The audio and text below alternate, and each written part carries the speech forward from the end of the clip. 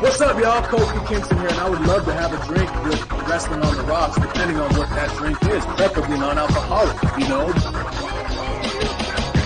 How's it going? The Celtic Warrior, James. Soda. I would love to have a drink with Wrestling on the Rocks. Maple syrup.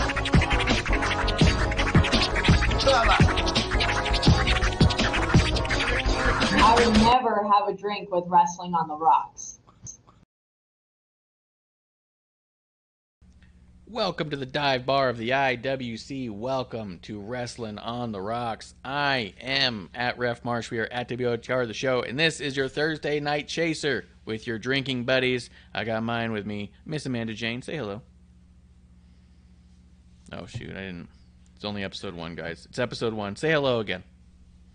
Oh, well, hello. Technical difficulties. Have a drink. It's only episode 1. It's always episode 1 here at the dive bar. That's why we don't stress. New music up at the top. New countdown. New intro. Just a quick little shout out and a thank you to homie DJ Curtis. That's with a K and 2 S's. Curtis. Old friend of mine for a really long time, and let me scour through his old dregs of music that he hasn't heard or seen of in over 20 years, and thought, I could pull this. So, just tired of getting flagged copyright on our other music. I was told it would always be good. The band who made it, I believe the name's Shindy, they gave it to me. They said they'll never flag me, that it was good. The way it was copyrighted was safe for me, and now I've been getting hit every week for months, and thought, you know what? I'm going to go ahead and just dump it.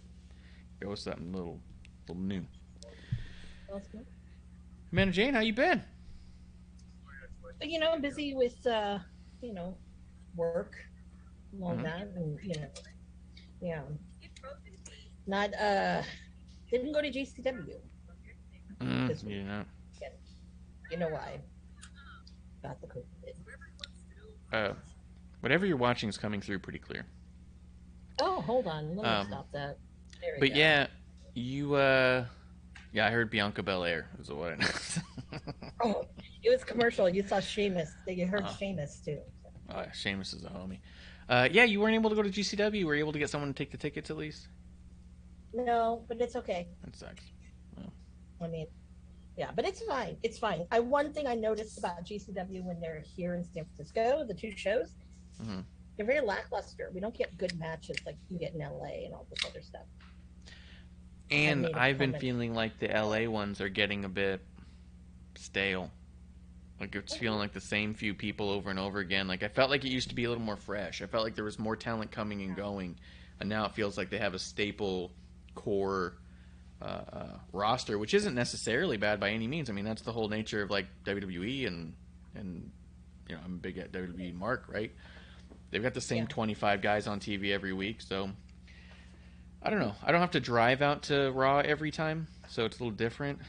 Making the financial decision to go out to GCW, it's not always. It doesn't, to me, always feel special enough to do at this point. But when it is special, I'll go. I don't know. Would you be interested in taking a drive in August to Irvine on August 9th? It's a Tuesday.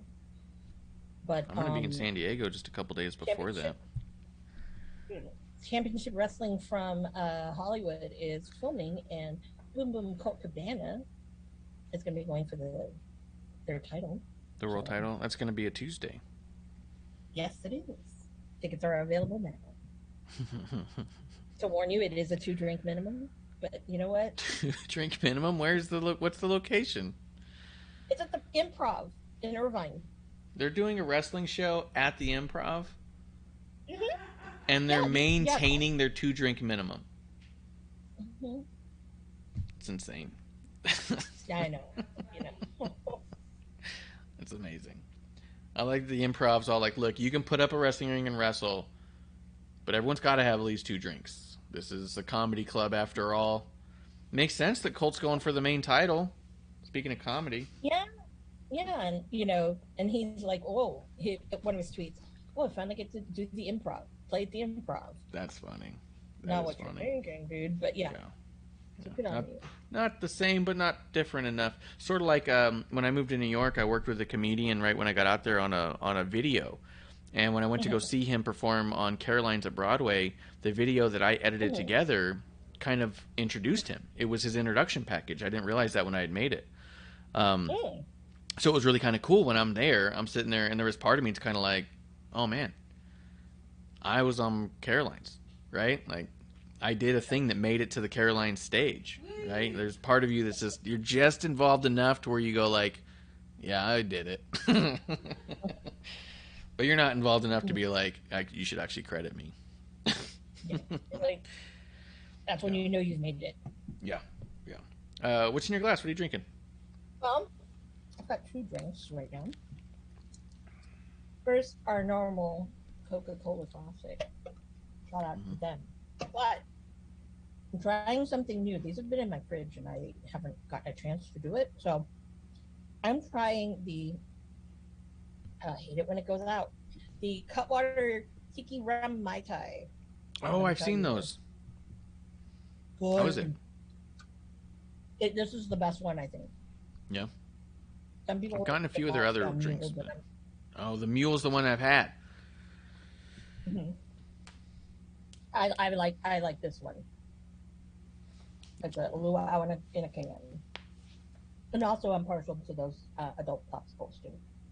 Oh yeah. Oh yeah. Those look great too. Let me see. I will say this about the Mai Tai. Hmm. It's beautiful. It has almost like, when you first sip it, it's like, I feel like I'm eating or having, like, you've had Orange Julius before, right? Yes. Okay. It's like kind of orangey, and it has that Orange Julius kind of taste to it. But then all of a sudden, wham, you get hit by that rum, and you're like, ooh, this is nice. Oh, that's pretty cool. That's good. That sounds really good. Let's see. Just pulling up to see if I get any news here. I'm going to be honest, there's really not much. A bunch of San Diego Comic-Cons underway, and a whole lot of toys were announced, like so many WWE toys. The only AEW toys I saw were announced was like these little Lego sets, which I thought were pretty cool, and a couple of statues. But the only 2 statues I saw that they made, which are like the comic book style statues. You ever been to a comic book store? How they have like the Hulk, and he's like... It was that style. They only had Moxley and Punk, were the only 2 I saw. And I was like, great.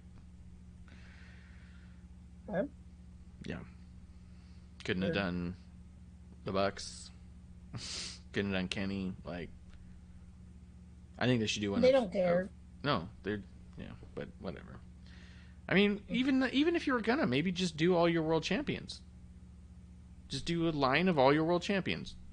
But to like single out the ones they did, I was like, they're nice, but I'm a little bummed by their pickings. But they like who they like.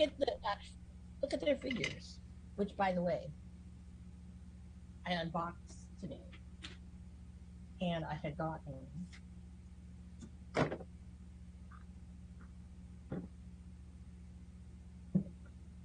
and I'm shocked. I've only heard bad things, but it's pretty Ricky. Oh yeah, the new Ricky Starks figure. Yeah, but because I got it from Ringside Collectibles. First of all, they're on the Target website, and I thought I was using my Target gift cards on it, but apparently I screwed up, so I didn't. Oh.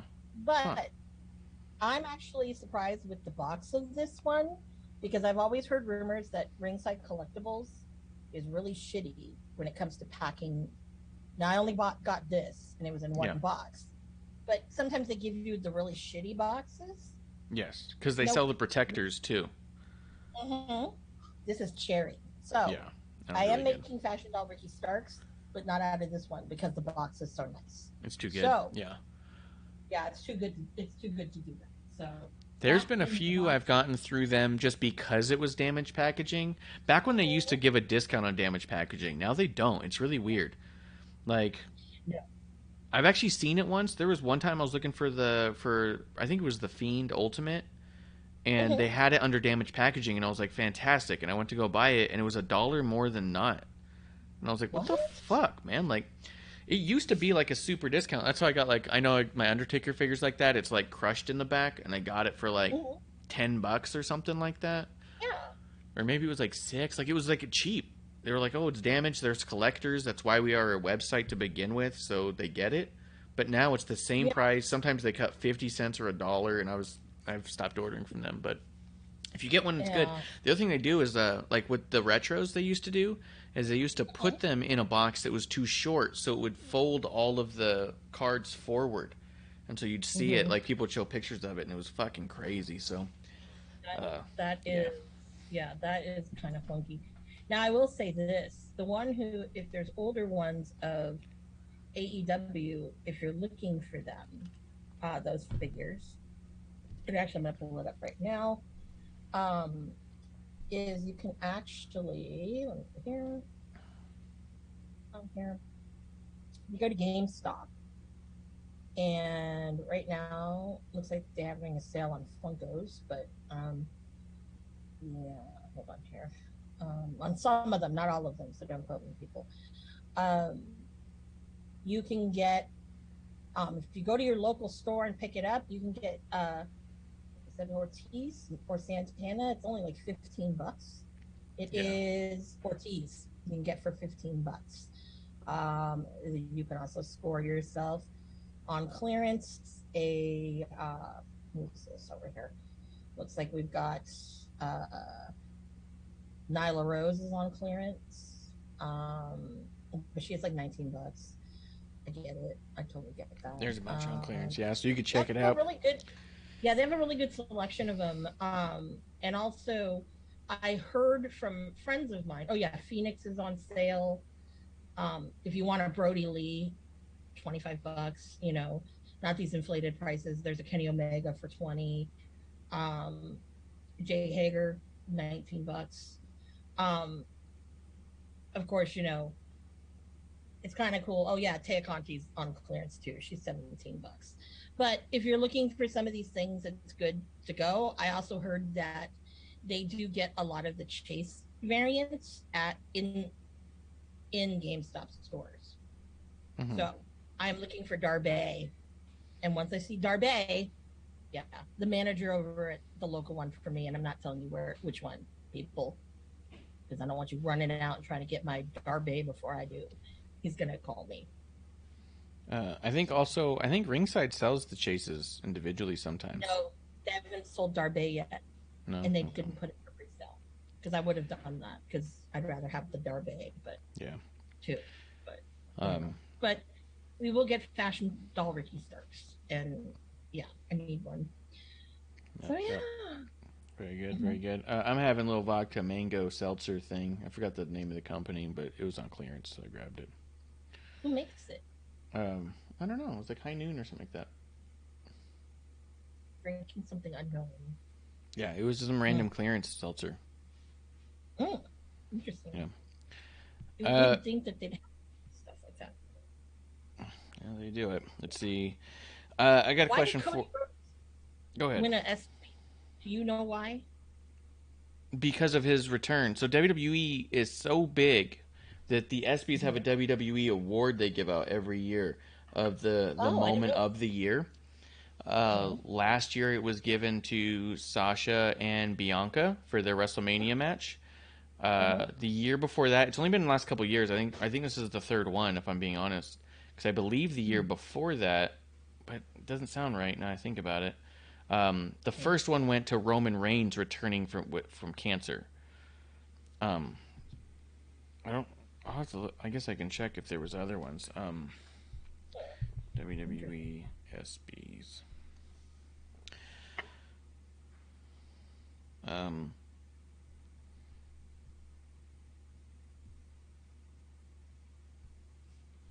here we go. So thinking. Roman, Cody, 3 and 2. Oh no, those are the only 3. Those are the only 3 that won it. Roman won it. Yeah, in 2019, and then 2021, Sasha and Bianca won it. I wonder if they just didn't do an ESPY during 2020 because of pandemic. I don't think they probably did, only because I don't think sports were really happening. There were no sports that year, yeah. Well, there were, but there weren't. Yeah. And then Cody won for his return as, like, the moment of the year. So, pretty good company. Roman Reigns returning from leukemia. Sasha and Bianca having a WrestleMania main event between 2 black women is a pretty notable moment that will go down for a long time. And then Cody Rhodes returning to WWE is the other one. That's he did win the ESPY for that. It was pretty cool. It made me laugh a little bit because I was all like, all the AEW people are gonna be so mad. Tony Khan sitting there like, God damn it, Doing Can you imagine Tony Khan being like, look, when he showed up, it really wasn't that big of a deal, and then all of sports as a unit just went, it was the biggest deal of the year. You know what I mean? Like, kind of funny. Yeah. But pretty cool. It's hard to deny that one wasn't a massive moment. That was a very massive moment, and he deserves all that kudos. Yep, I agree. Did you see that Tony Khan had a media call today in regards to Ring of Honor? No, so tell me about this media call. There were only a few things that I really took as being super notable. He thinks he won't do a ranking system, but he's not sure. He likes the idea of doing it differently. I think he's also realized the ranking system doesn't mean anything at this point. Yeah. He did tell somebody when asked that, that the Briscoes were signed. That the Briscoes are signed to a multi-year contract with Ring of Honor specifically, not AEW. That's good. So it's something, because I know we were talking about it. I know that there's been a lot of rumors that we haven't talked about just because there's only so much that we feel like we have any real true understanding. But the rumor's been for a while that Time Warner Media has not wanted the Briscoes because of the heat that the Briscoes got when someone dug up the old tweets. And so for the 7th time, Jay Briscoes went ahead and apologized again. But it wasn't enough. Tony's a little sensitive to what they do and don't want when it comes to that stuff. So, in public perception, he's super sensitive too. So, yeah, the idea that he hadn't signed the Briscoes was upsetting a lot of people. So the idea that he did sign them under ROH, knowing full well that Time Warner doesn't have really a say on ROH right now, is pretty cool. Yeah, I think it's cool. Yeah, they deserve to have that spotlight because, one, no one wants to pick them up, but they have such a great fan base that you kind of have to put them somewhere. I mean, you can do Impact, right? But it's not the same. Yeah, and they're great. I've seen them live a couple of times, and it's crazy. They're a couple of the most legit guys. They're like legit. You see them, and you go, oh, I don't want to fight them. I don't want to fuck with these people. It's like Nick Gage. I think there's a level of people that you don't want to fuck with. Nick Gage, the Briscoes. Yeah. Yeah. The exact opposite of the feeling you get when you see most of AEW's roster. Most of the time you see AEW's roster, you just go, look, anyone can do this. It's for everyone. We all can just go in there and jump around, which, for better or for worse, is, the perception. Anyone can do this, right? Not saying it's necessarily bad, but there's some people you see, like the Briscoes, who come out and you go, oh, you have to be a bad motherfucker to get in the ring with them. You know what I mean? Oh, absolutely. Absolutely. And then, even then, it's like, I think that this is probably one of the more, as of late, more, I'd say, a good decision that Tony's made. Yeah. I don't know, because those seem few and far between. Yeah. But what I also noticed, and I don't know if you noticed, but so it's now Tully Blanchard Enterprises. Yeah. Come on, really? Mm-hmm. Anyways, I'm not going there. But what was interesting is, remember when everyone was talking about what happened to Brian Cage, right, with AEW, and then apparently he was signed to Ring of Honor. He got a very lucrative deal. So he took to Twitter yesterday, I think, and he was basically saying that, everyone's pretty much saying that, asking what happened to him and all this other shit and whatnot. And, he's like, I've been around, obviously people don't look. And then I commented and I'm like, yeah, you're just getting your shit in. People just don't know. They just don't know where to look. Yeah. But it's true. So now he's actually on that t-shirt with the Tully Enterprises, or, so I don't know who's officially that stable. So interesting. I think it's a slap in the face to have another faction that has the word Enterprises in it. But tomato. Who's the other Enterprise? Villain. Oh, yeah. Yeah, but that doesn't exist anymore, so. It does. He wears it on his trunks when he's wrestling now. It's only him. Yeah, it's just him. Him and his dog, okay? Leave him alone. His dog. The other thing that came up, which I thought you'd be happy to know, Mr. Nick Houseman of Wrestling Inc., got to shout him out. He's the homie.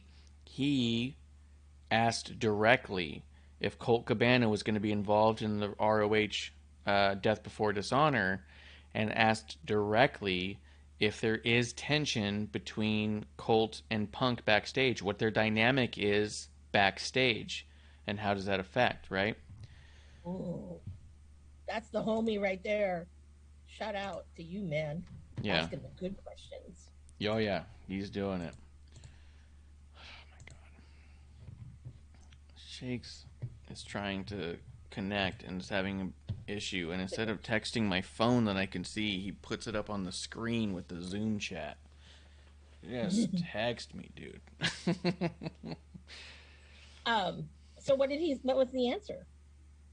His answer was that Colt Cabana was a part of Supercard of Honor, obviously, so he plans to put him in this one, and it will be announced at some point. He's going to be in it. No, I don't know if it's going to be announced, but he says he will take part in it. He didn't say he's going to be on it or in a match. He said take part in it. I took note of that, because that could mean they pop him on commentary. Could mean they have him in the back helping out. Like, the way he said it was not he's going to be in a match. It was Colt will be taking a part. Didn't like it. Fuck you, Tony Khan. Seriously. Fuck you. I'm like, okay, even if he is in a match, as someone that's like one of my favorites, that's probably the end all of all of my favorites. Yeah. I don't get to see him because nobody around me likes to book him. I don't know why, but I mean, I have to travel. And probably charges too much. He's not out here either. I know. But had I known, I would have like tried to go. Yeah. But because you don't care. But I mean, whatever is what it is. And I guess he didn't answer the tension question, I'm pretty sure. Well, part of his answer about whether or not Colt was going to be on Ring of Honor was that it was a really good card. Colt's going to take a part. And then he talked about how good Willow Nightingale is for no reason. And then said that he would prefer not to comment at all about the relationship between Punk and Colt Cabana. But he's the one who, if I'm not mistaken, Everyone liked going to AEW because there's no drama in the back. Yes. He's the one who signed Mr. Drama Queen. Yes. Okay. So, obviously you were quick to try to fire him, get rid of him, not re-sign him anymore. And so a lot of people came up and, went to bat for him. Yeah. Then you put him on Ring of Honor. So it's like, honestly. That was the other part of it. Was, is the decision of keeping Colt on Ring of Honor having to do also with the relationship between him and Punk, and he did not comment on that. That was also part of it. Nick's the man, dude. He'll sit there. He'll grill him. Mm-hmm. Nick reminds me, for whatever it's worth, he reminds me of like, when I think back in the day, like the John Arezzi type, the kind of dude who would like dig in on stuff to the point where he'd get in trouble. Mm-hmm. Less like Meltzer would bring up the shit because he didn't mind talking about it, but he didn't dig in the same way. I felt like Arezzi did it a little bit different, But that's kind of where I feel like Nick is. Nick isn't just there to report on a guy kissing babies and waving and shaking hands. He's there to be like, hey, you set the stage here. You've been very vocal about what you want this company to be. We are going to hold you accountable to that. So yeah, he was asking about that dynamic and if that's why he's over there. We're not seeing him on AEW, and Tony just said he didn't want to talk about it. Amazing. Amazing way to say, yeah, but I don't want to say that. You know what I mean? That's what it came off to me like. But it's like everybody knows that when you say comments like that. Yes. For me, I'm like, you fucking pussy. Because it's not like the MJF stuff, right? So Nick also is the one who asked him on the last scrum any updates on the MJF situation. On the scrum before that, what's going on with MJF? And Tony just says, I'm not going to make a comment on that, right? So if he's not going to make a comment on it and people want to believe that it's a work, right? And I don't know if it's real or fake or whatever. I'm just kind of watching. We'll see what happens. But if they believe that it's a work, then him making no comment is the best thing for that story, right? In this case, Colt and Punk is not a story. It's not an on-screen dynamic. So for him to no comment that is even more, to me, telling in that regard. And by no commenting on his actions, it tells me that he's Team Phil. Yes. I'm only speculating, people. But, I mean, be real with anybody. It's interesting sometimes when you see people's comments about him. Yeah. Because I thought, speaking of Hausman, when he interviewed Ricky Starks, and he was talking to him about, like, if Punk was mentioned, but then also, the whole thing with Ricky, like, they're bringing in all this WWE people, this talent, and getting kind of bitter with it. It's like, dude, you're bitter, but then you are getting advice from, the most bitter one of them all. Mm-hmm. So I'm like, come on. It doesn't make sense. It's more political than it should be, or it was ever going to be. Yeah. It definitely needs to be. Yeah. Yeah, absolutely. Yeah. Well, I don't. Ring of Honor, let's just get rid of this topic. I just noticed with the card, there are quite a few people that were involved with Ring of Honor before. Dalton Castle and the boys, and it's the original boys. Yeah. Bateman, Dutch, and Vincent. Yep. There. And Vincent I thought was on Impact, but I don't know. So it's not, they've got them. They've got obviously, like Gresham. You put Samoa Joe over there. Mm-hmm. I mean, there are a lot of people that he brought back. And it's like, are these people under contract or what? Because I'm assuming now that Gresham is under contract with Ring of Honor, but that's never been addressed. I agree that I think that there is I think it's looking in a quick cheers to Just in Time coming through in the chat. Cheers to our buddy there. I think that there is something to that there's a core roster for Ring of Honor. I believe are the people who we're starting to see pop up on this one. Is I believe people who are going to end up on the TV show when they do it. You know what I mean? I think he was also, Tony was asked that about the distribution, about TV. Are they going to get a TV show? And he said yes, but not until the distribution rights are figured out, right? He wants a good distribution thing before he figures out how to get a TV deal, but he thinks he can get it on TV. Okay, cool, fine. I think the rosters will be different. You won't have an AEW roster and an ROH roster. So I think right now he's building his ROH roster that's going to basically stay on the indies and stay off TV, and he's building his AEW representatives of Ring of Honor separately, which is why I think Gresham's going to lose that title. I think he wants the Ring of Honor title on AEW TV. He's going to put it on Claudio to do that, and probably what we'll see is when they finally get their TV deal is when you'll see all the AEW guys either go full-time on Ring of Honor or drop the titles back to the Ring of Honor crew on their first big outing, and then everyone will go back into their lanes. I don't think there's going to be as much of a mix as I think that people are anticipating. Yeah. You know what I mean? It's not going to be. Mm-hmm. That's not going to be.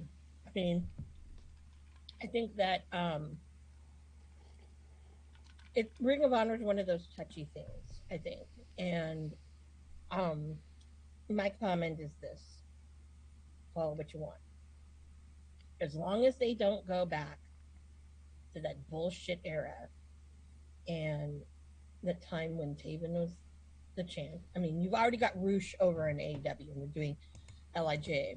But there are quite a few other people that really should be in Ring of Honor and should have gotten the callback. One is Kenny King.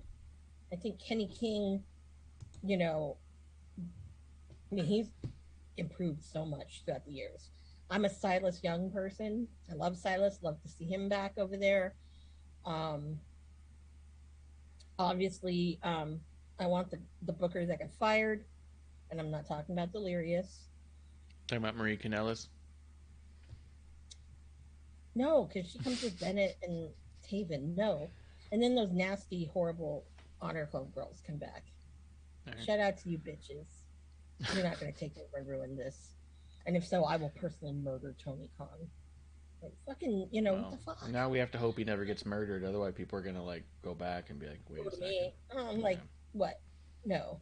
You know who it was? It's all these people who think you're a puss for not, you know, like, be real. You know? Be real. Don't fake the funk. Yeah. But that's kind of what's going on with that.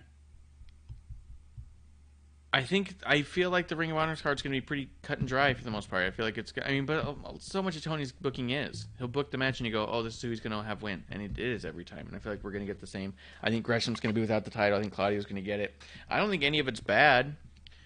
Do you think... I think the big surprise, the big swerve here that they could do, which would be cool, but I don't want them to, would be if they drop the tag titles back to the Briscoes. You got a 2 out of 3 falls match with the Briscoes. My problem is I still want FTR to hold all of the gold that they can. Because the other thing... That was stupid, because I was hoping it'd be Bucks FTR again. I don't want to see Bucks FTR again. Well, no, but going into, you know, Global Tag League, which is in October. So what? So Swerve and Keith Lee can drop the titles. No big deal. Yeah, I know, but it would have been nice to have that. Yeah. Anyway. It'd be nice to not treat them disrespectfully and just pull the titles right off. But I don't think that's where we're at. I'm going to say real quick, a quick hello and shout out to Drinking Buddy Shakes Montana coming through. What's up, buddy? What's going on? How you doing, Marsh? How you doing, Miss Amanda? Oh, doing good. It's around these parts. Yeah, man. Busy. Yeah. Mm-hmm. A lot of things to be shaken down. Yeah. Mm-hmm. Yeah, but I was listening to what was going on. What do you think of the Ring of Honor card and what Tony's doing with it? Okay. You say don't care? Yeah, I mean, partially. Yeah. I feel No, semi-similar. There's some of it where I just kind of go, okay, we'll see when it turns into something. I'm just. It's like it's so much. It's just too cluttered for me. Mm-hmm. I don't know what he's doing. I really don't know what he's doing. I don't know the direction. I'm just here to watch, man. Yeah. Yeah. Just here to watch. Do you think you're going to watch Ring of Honor this weekend? No. Yeah, I'm not. I don't think I am. I got things to do. The only match I think that I'm really interested in seeing, because it'll probably be the best match that's probably on the card, is Mercedes Martinez and Serena Deeb. That'll be good. You know what I'm actually kind of think is going to be a pretty solid match is Allison Kay and Willow Nightingale. Oh yeah, that too. I forgot about Allison Kay being. I haven't seen Allison Kay in a long time. Yeah, and it's kind of nice to see her not shunned and actually somewhere. So hopefully she sticks around, because that would be great. Yeah, yeah. Mm-hmm. Justin Time says he's much more interested in Swerve and our Glory versus FTR than FTR versus Bucks, even though Bucks and FTR have some history behind it. And that's how I feel. Yeah. Swerve the belt. Mm-hmm. Swerve and our Glory might not even last that long to get that far. Yeah, we'll see. Man. Such an interesting duo. Yeah. Mm-hmm. But again, it is what it is. I don't book this shit. That's true. If I did, it would be a better show. It would be a much better show.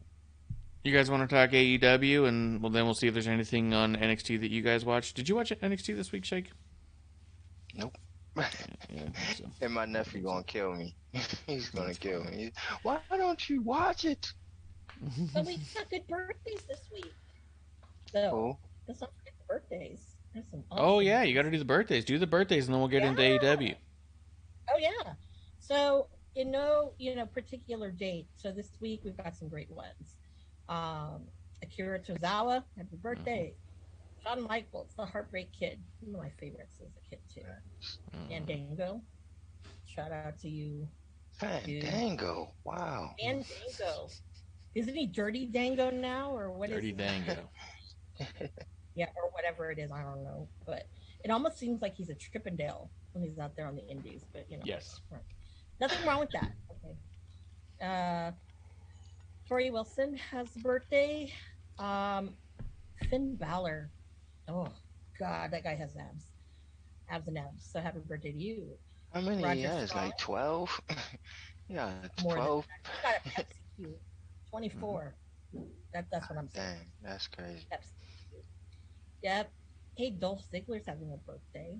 Yeah. Along with Triple H. Hangman. He's having a birthday. A lot of the elite are having a birthday this week. Nick Jackson is having a birthday. So happy birthday, Nick. That's I know Marsh's favorite young guy. He's the best. Sammy Guevara, shithead. Happy birthday to you, I guess. I guess I'll say. Can't wait till we talk about this AEW. Oh yeah, no. And let's see. Scott Steiner's got. Well, no, that's next week. Sorry, hold on here. Some personal favorites of mine. Zack Sabre Jr. His salty ass. Still, it was okay to lose to Claudio, but quite honestly, that was kind of bullshit. Yeah, that's just my opinion. Because they could have used Zack Sabre Jr. in so many ways, and especially with his mic skills, that would have been totally fabulous. We did not say happy birthday last week to. I guess she's a friend of the show, right? Thunder Rosa. Thunder Rosa for sure. Birthday. Friend of the show, former drinking buddy. Shout out to Thunder Rosa. Yeah. And Feliz Cumpleaños, as they say. Yes. What? I don't speak Spanish. No. What is that not? What is that not? Is that not right? Uh-oh. Feliz Cumpleaños. Oh my god. Oh. Feliz. You're embarrassing your ancestors. Feliz. Yeah. Half of my ancestors are happy about the fiesta. Feliz Cumpleaños. And happy birthday, Fluffy. Oh, happy birthday to Fluffy. We got to see Fluffy this past weekend. She's very excited. And we got to meet him. So. Oh. She asked if he was going to WrestleMania. He said yes. Yeah. Oh, there you go. And I forgot, we were talking about Kenny King, so happy birthday. But this special birthday shout out, just wait till you see the happy birthday I'm going to give this person when it actually, oh, wait, hold on. Tessa Blanchard. That bitch is, her birthday's this week too. So I'm glad to see that she's kind of getting herself out there again, because I love her. I don't care if she's got, you know, women are bitchy anyway. I mean, I think producer lady could agree with me on that. So, but she's the best. I feel bad that I'm super indifferent to the rumors of her being shitty backstage.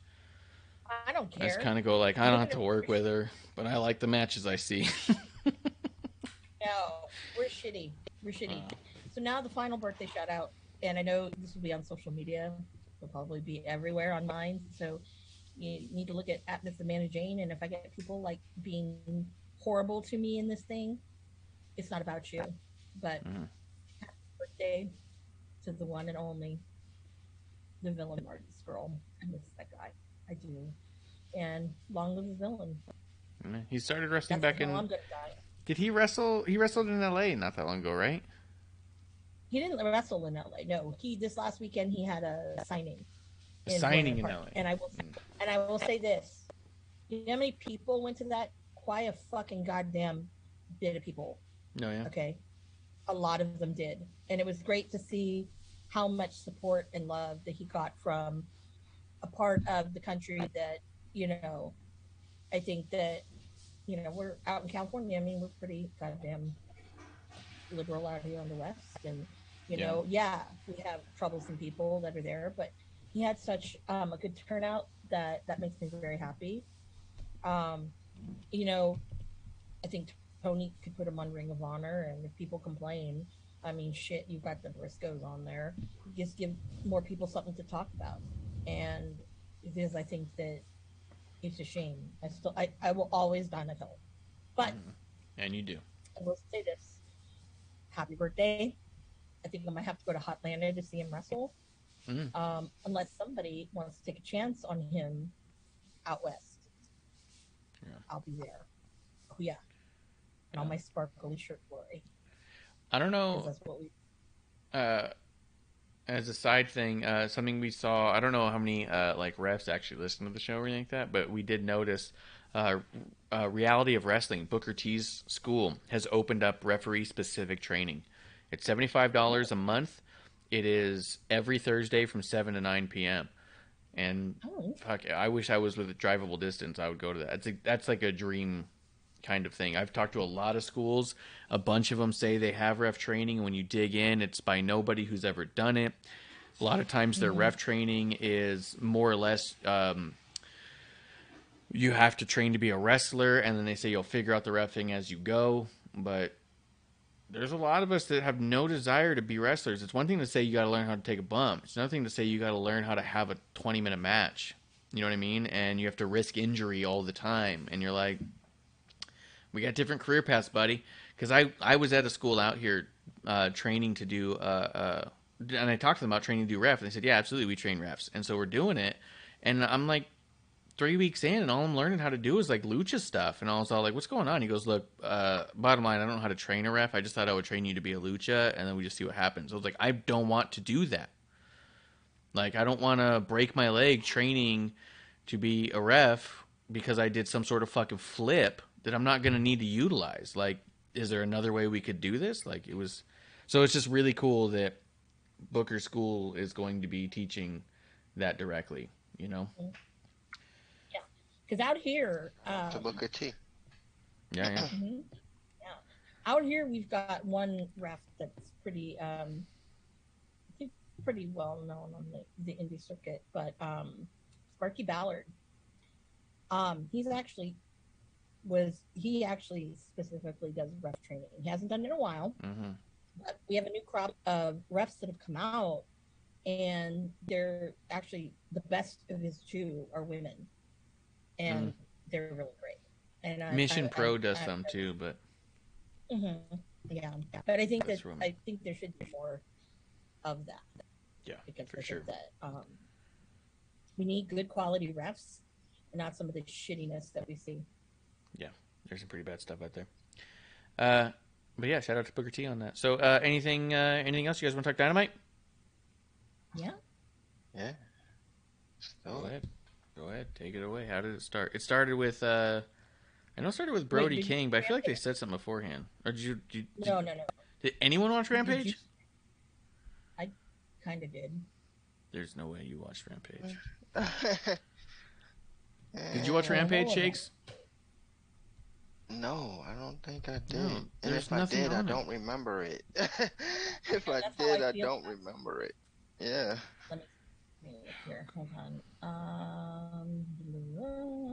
July 15th. All right. Because I don't know if I did or not. I really don't. It was Private Party and Lucha Brothers. No, I didn't see it. Nope. Guns. Party in a minute. The Guns say why they turned on the Acclaim. House of Black against John Silver and Alex Reynolds. Lee Moriarty versus John Gresham. And Statlander and Athena against Charlotte and Robin Renegade. Oh, the Renegade twins from Mission Pro. Those are the ones who only lasted for 26 seconds in there. Yeah. All right. I didn't watch So what this 26 seconds shit? It might have been 28. I think I heard it was 28, but it was like fast. Which also sucks because they're a legit fucking tag team. And they're tag champions in multiple indie shows. And for them to just be wiped the fuck out by Statlander and Athena is kind of a fucking joke. Especially when you consider how, unfortunately, sloppy Statlander and Athena were this past week on Dynamite. They looked like trash out there this week. And I was really disappointed because I don't feel like they're always that way. But to follow that up after just wiping the floor with the Renegade twins, it's kind of fucked up. Like, Well, you know. Can I say something about Athena? Yeah, go for it. I think she's weird. Like, to sit there, I don't know if y'all noticed this, but she smiles while she's wrestling. Like, the whole time, she's just smiling. mm-hmm. And I'm like, why?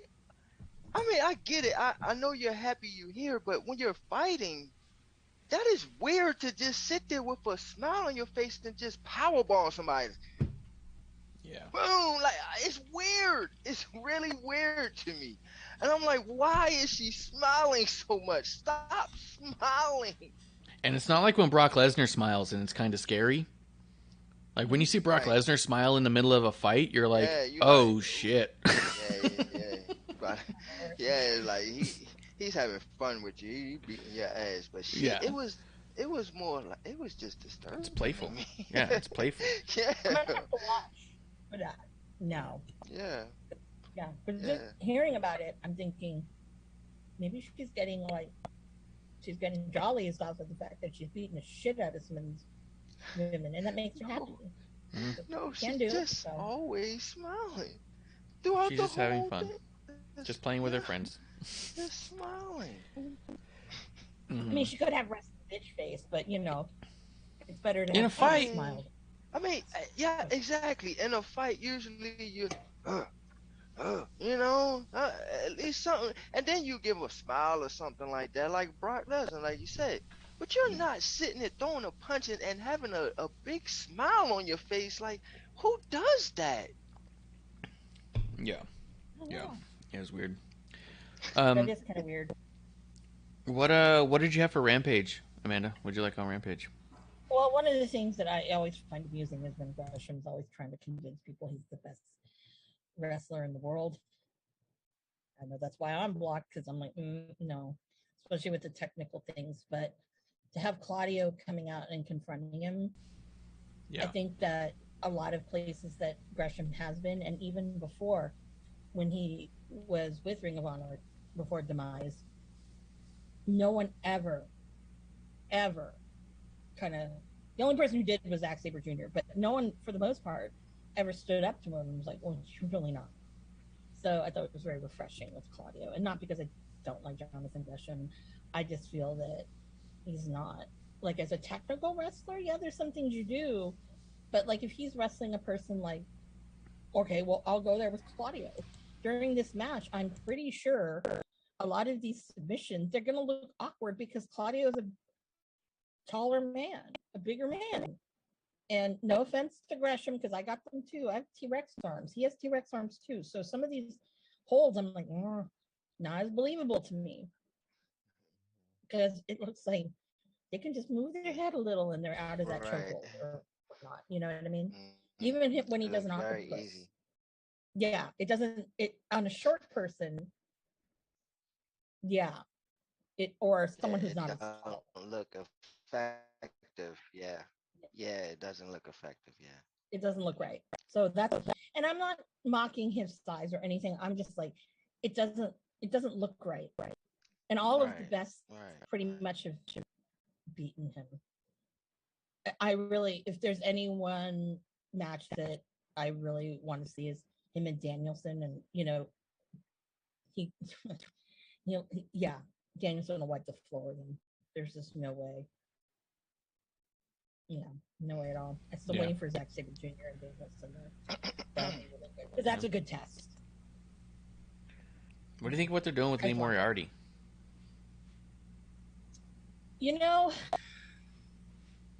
Isn't he kind of like Gresham's little lackey right now? I mean, I thought he was coming in as like this new prodigy. Like, I thought it was like that's how he started. Yeah, I thought Wheeler and Lee Moriarty were like the two, like, watch these guys. They're two of the best, most underrated. They're going to blow the scene away. And then Lee Moriarty's just been jobbing out since he got there.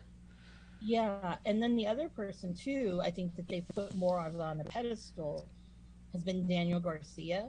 Now, don't get me wrong. I think Daniel Garcia is great, okay? Don't get me wrong. But it's kind of like, is it you're pushing him because well, one, right now he's PW champion, and he still was doing indie dates, and the indie dates he was doing before he had got that exclusive thing. I mean, he was having some phenomenal matches. I've seen a couple of them myself, and I really think that Lee Moriarty got lost in the shuffle because he was on Dark and Dark Elevation all the damn time. So when you're out of sight, out of mind, that's your prodigy right there, because it was too important to push all those members of the Jericho Society than it was to actually push anybody else. That's my thought.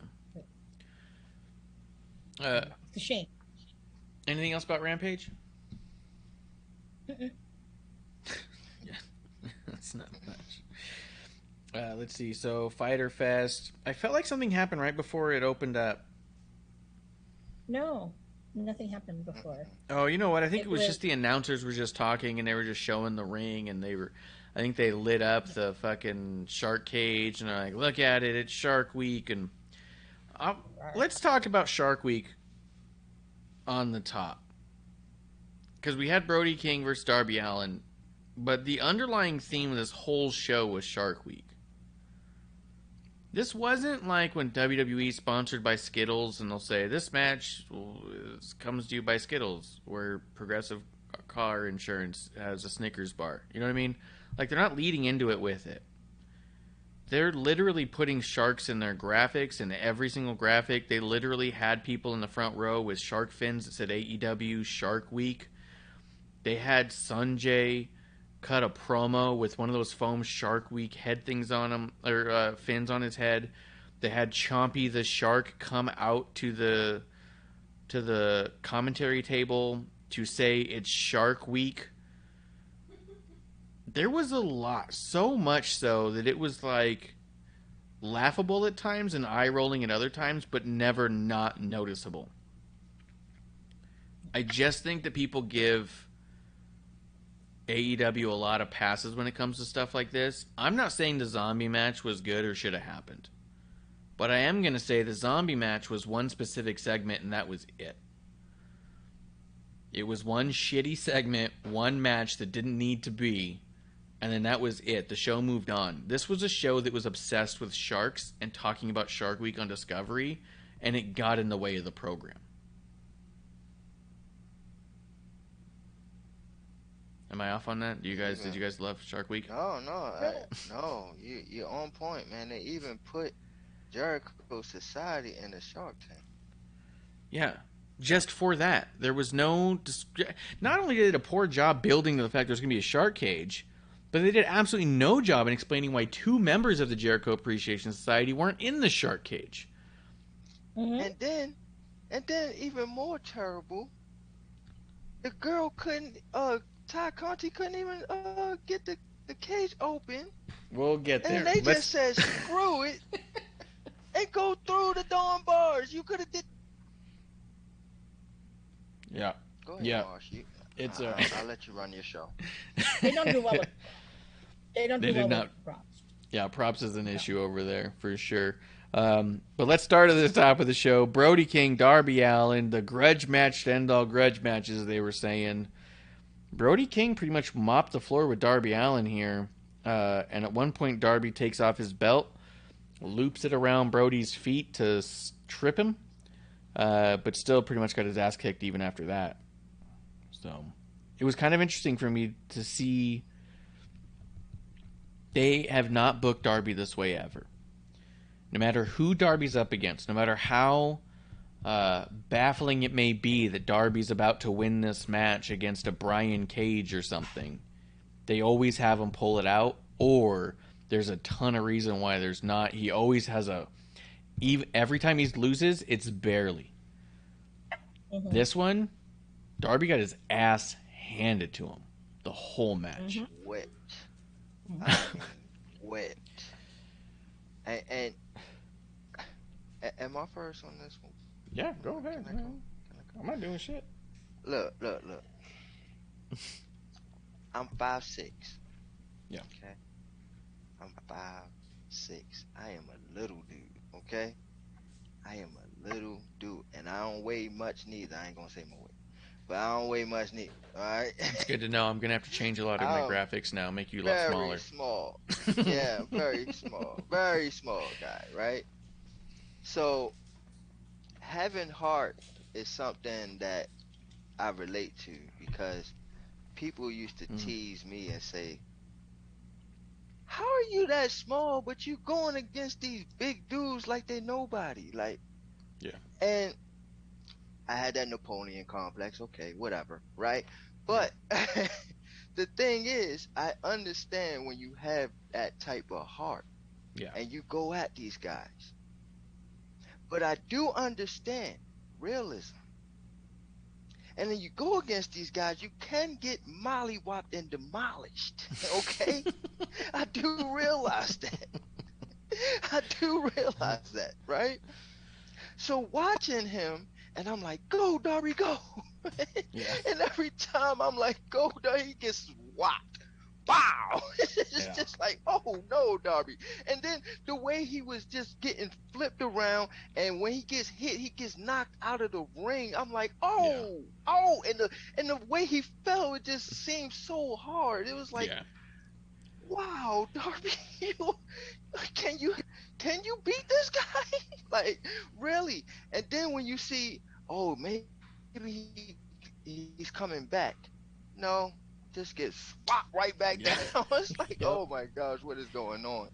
Like, and then the ending was even more crucial. Like, he just powerbombed and just said, okay, you're done. It was like, oh, Darby, I hope he's okay. Yeah. Prayers. Yeah, you're sitting there watching going, all right, he really talked himself into trouble on this one. Yeah. You did it this time. Yeah. Well, that was crucial. You got to admit, when Brody King eliminated him in that tournament, the way he did it was fucking brutal. That you knew, like, right away, like, no, Brody King and Darby, it's not going to be good for Darby. Yeah, it's not a good match. It's not a good and like, yeah, because that was the most brutal. Like, I've never seen in my years of watching wrestling something as brutal as that, way how he won it, basically choking him and boop. Yeah. I'm like, whoa, that's kind of cool, because you don't see that happening. He's beloved by the children and whatnot. I have to say, Brody King is, Brody King can be for kids too. They're kind of sadistic. Not like that. Not like Not that. doing that. I mean, Brody King, though, I don't remember who it was. I think it was JR or it was Taz who had said, that is not somebody I'd want to meet in a dark alley. Hell, a regular alley. I don't want to meet him in a regular alley. Not at all. Yeah, he's got Not that at scary all. presence. Because he's like, what, 6'6", I think, or 6'7"? Yeah. And he has a very domineering appearance. Nice guy. His entrance music, that's his fucking band, God's Hate. So Yeah. that, whoa, the voice, that's Brody singing or Yeah. screaming or whatever you want to call it. So, yeah, that's kind of a little bit of a scary element. But, I mean, I'm sorry, but Darby getting over on a lot of people has been like, no, no. This I mean, one I'm is kind like, of in the middle with it.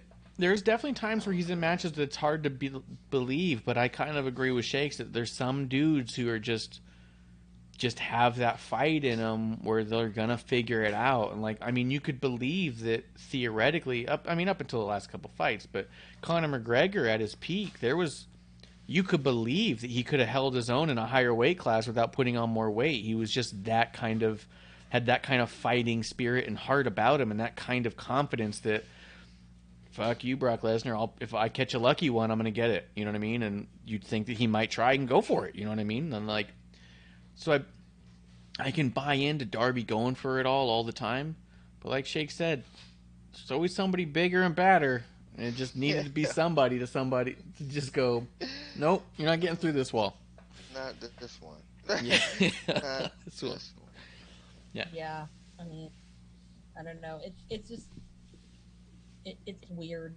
I mean, and then you're relying on an old man who shouldn't really be wrestling to kind of help save the day.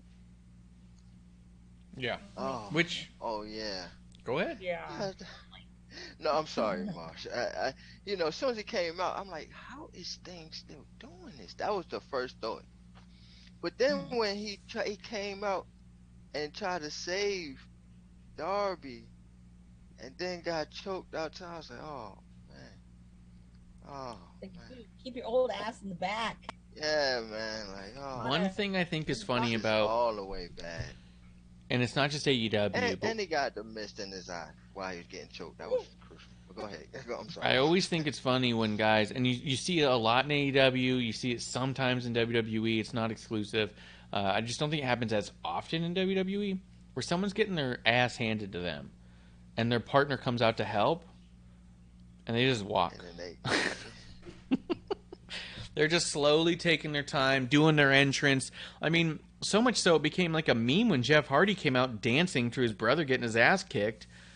And you're like, did he have to be dancing on his way there? Like, your brother's getting his teeth kicked in. Like, what are you doing? right. Sting, same way. Sting always comes out super slow, looks at the crowd. Darby's in there just getting his fucking chest caved in. And you're like, time is of the essence. These are bad guys. But... Your homeboy's gonna be dead. Right, by the time you get to the ring. Yeah. And there was no snow. I Okay. mean, Can you Those- imagine relying on Undertaker? Oh, yeah. If it was Undertaker, forget it. 15 minutes later, a whole match happened. now someone like Cena just run out there. You're like, woo. Oh, yeah. Oh, you're good. You're good. Yeah. Yeah, if He's Cena's gonna on give a your little team, you're salute, good. And then he's on his way. Yeah. He's on his way. Yeah, he'll get there before the Yeah. trumpets. It's great. Yeah. Well, But I've actually seen a reiteration of Darby and Brody King. Was it as brutal as what we saw on TV? No. But this was also at PWG. But even then, still, it was kind of like, whoa, like this fucking dude is massive. And just seeing, like fucking Brody do a tope landing on Darby. Oh, Jesus Christ. Right? Like, Oh my he God. dead? Yeah, I mean, Oh. just things like that. That was vicious, man. Yeah, he's a big guy that can move. I mean, that's scary enough. But then, having the other elements to it, it's like, oh, Darby, dude, I don't know how you can, And he I can did. survive. But yeah, they've only done And it he did. apparently. so So they did. Trying to think of it. Yeah, they've done it 3 times. So on this show, Very, when Sting's trying to save him and the lights go out, the stare down between Alistair or Malachi, my bad, Malachi Black and Sting, Tommy End. Tommy End, I'll go there. whatever version, That's all I know. the stare down, as much as I was like laughing at Sting just taking a sweet ass time and all that stuff, he's still a presence. You know what I mean? Like, you can't take that away from him. He's a presence when Sting comes out. You go, oh, Yeah. that's fucking Sting. And he's still a big dude. Watching him like nose to nose with Malachi actually had like my head turning. I was kind of like, I might be very into this. Like, this is something I'd be pretty curious about. The Mist was kind of cool because it makes me wonder. We've seen them toy around with the Mist with some people, but not others. So maybe we get Sting with a weird eye. Maybe some of his paint starts changing a little bit. Maybe Sting gets a little bit darker. I don't know. But maybe nothing happens at all. It's hard to say with the Mist. But seeing Sting get misted, seeing the idea of Malachi and Sting, I was more interested in that potential than I think anything with Darby or Brody. And I'm not trying to be dismissive of those two dudes beating the hell out of each other.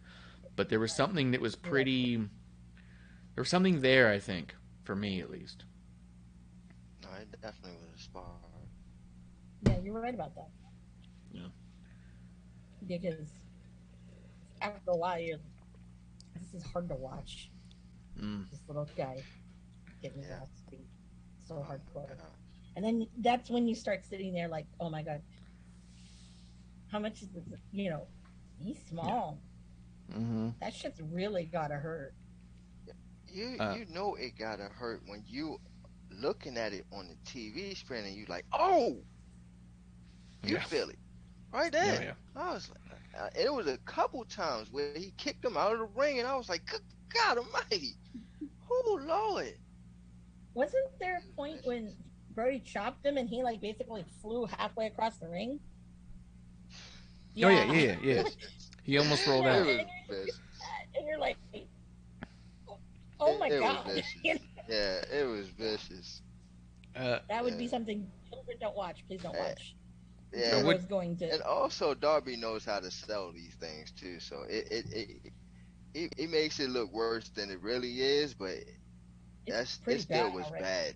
Yeah, it still was bad, man. Yeah. Bless his little heart.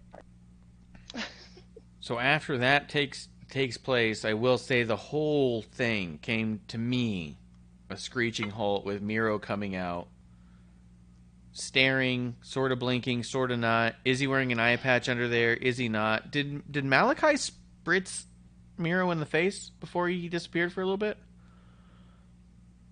I think so. He might have. Probably. I ain't got you. I wish that they had shown a replay.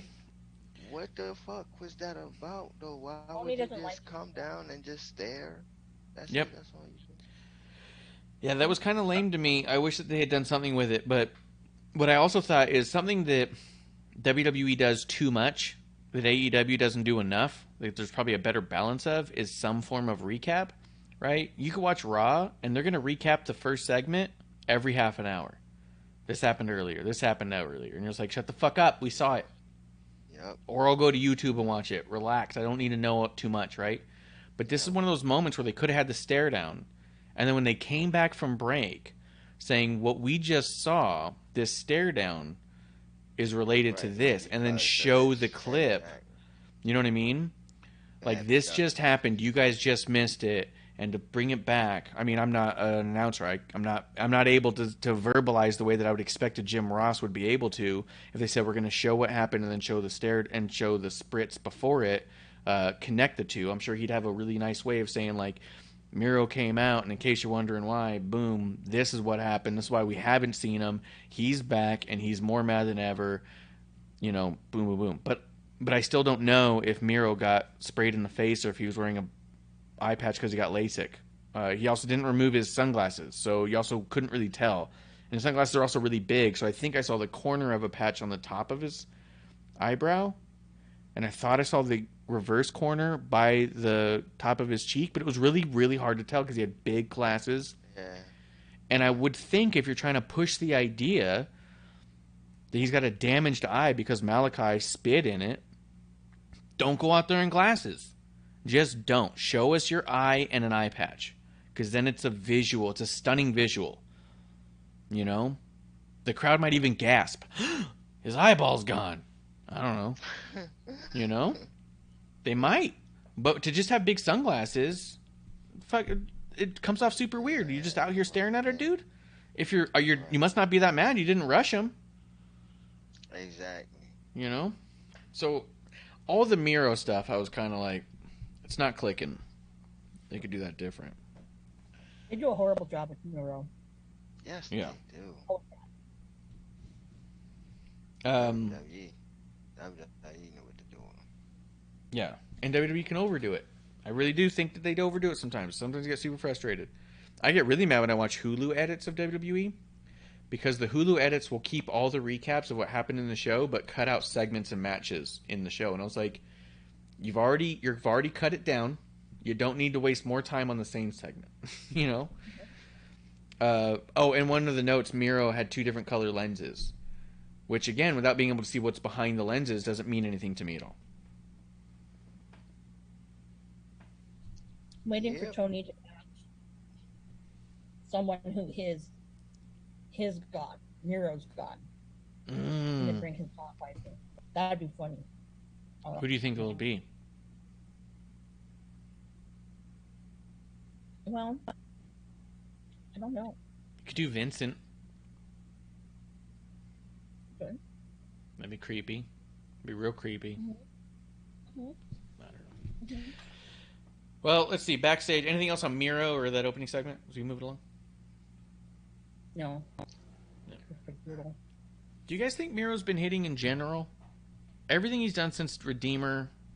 There was a very small window of Miro that I've enjoyed in AEW. I hated when he came in. I hated all the gamer stuff. I didn't like Blonde Miro. Then he was like, yeah. And then I think his initial TNT run was great. When he got the TNT title, awesome. Then he loses it, and now he's the Redeemer and hates God and wants to beat up God, and all his promos are against God. But like you said, who are you going to book to be God? Because at this point, we're waiting for a match. The only person who's beat God in a wrestling match so far is Vince McMahon.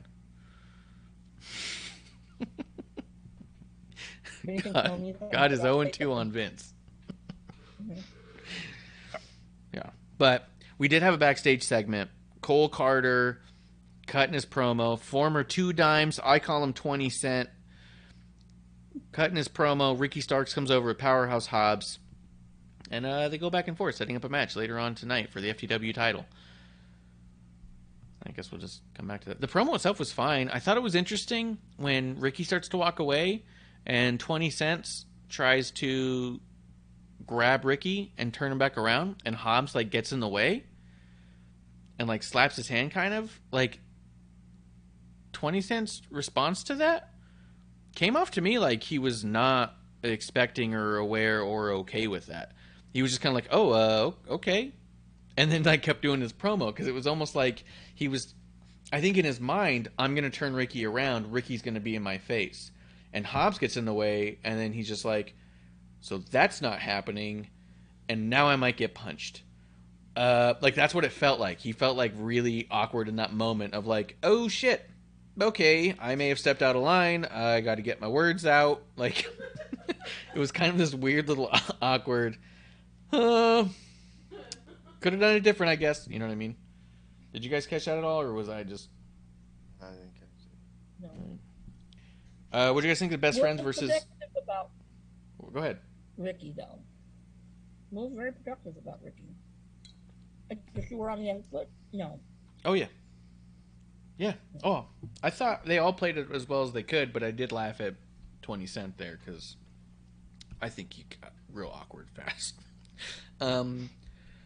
Wheeler Yuta and Moxie against the Best Friends. I barely paid any attention to this. I can't stand the Best Friends at this point.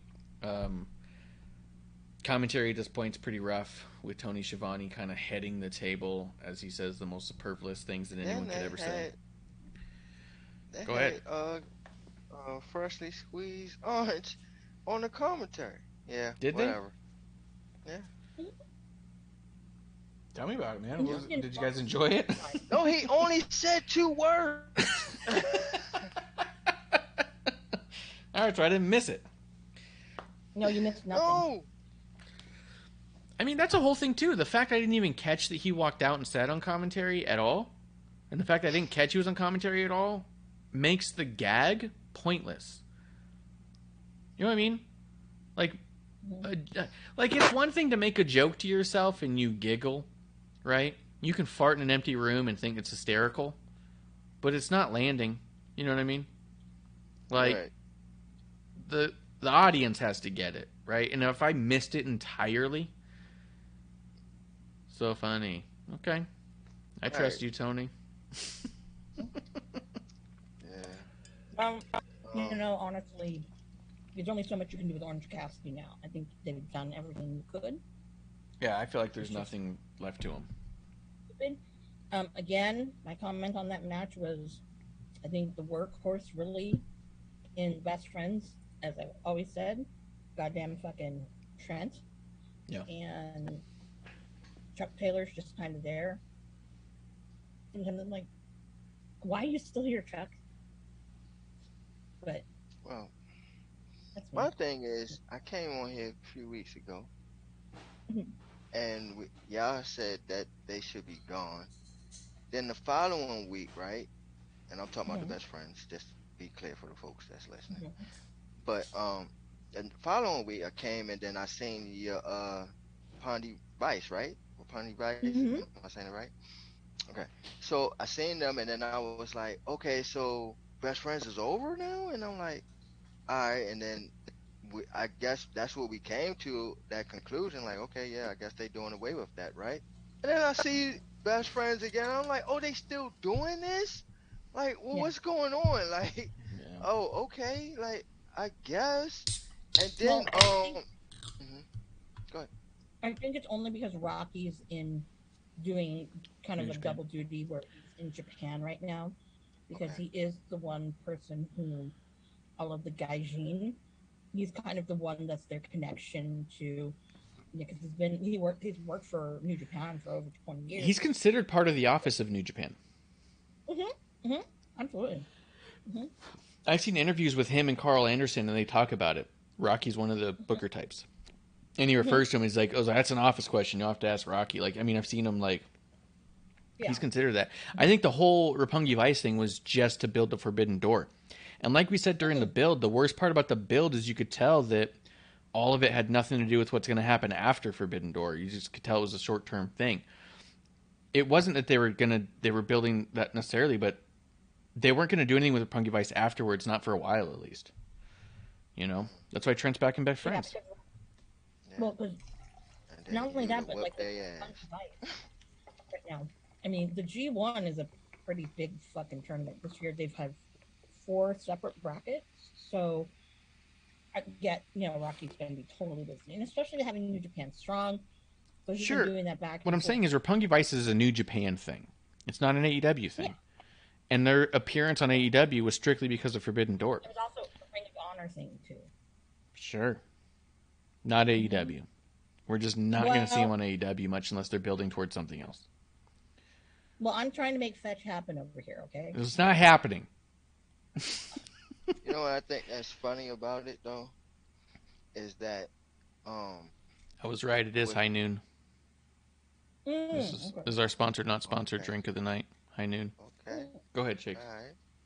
No, with Yuta, right?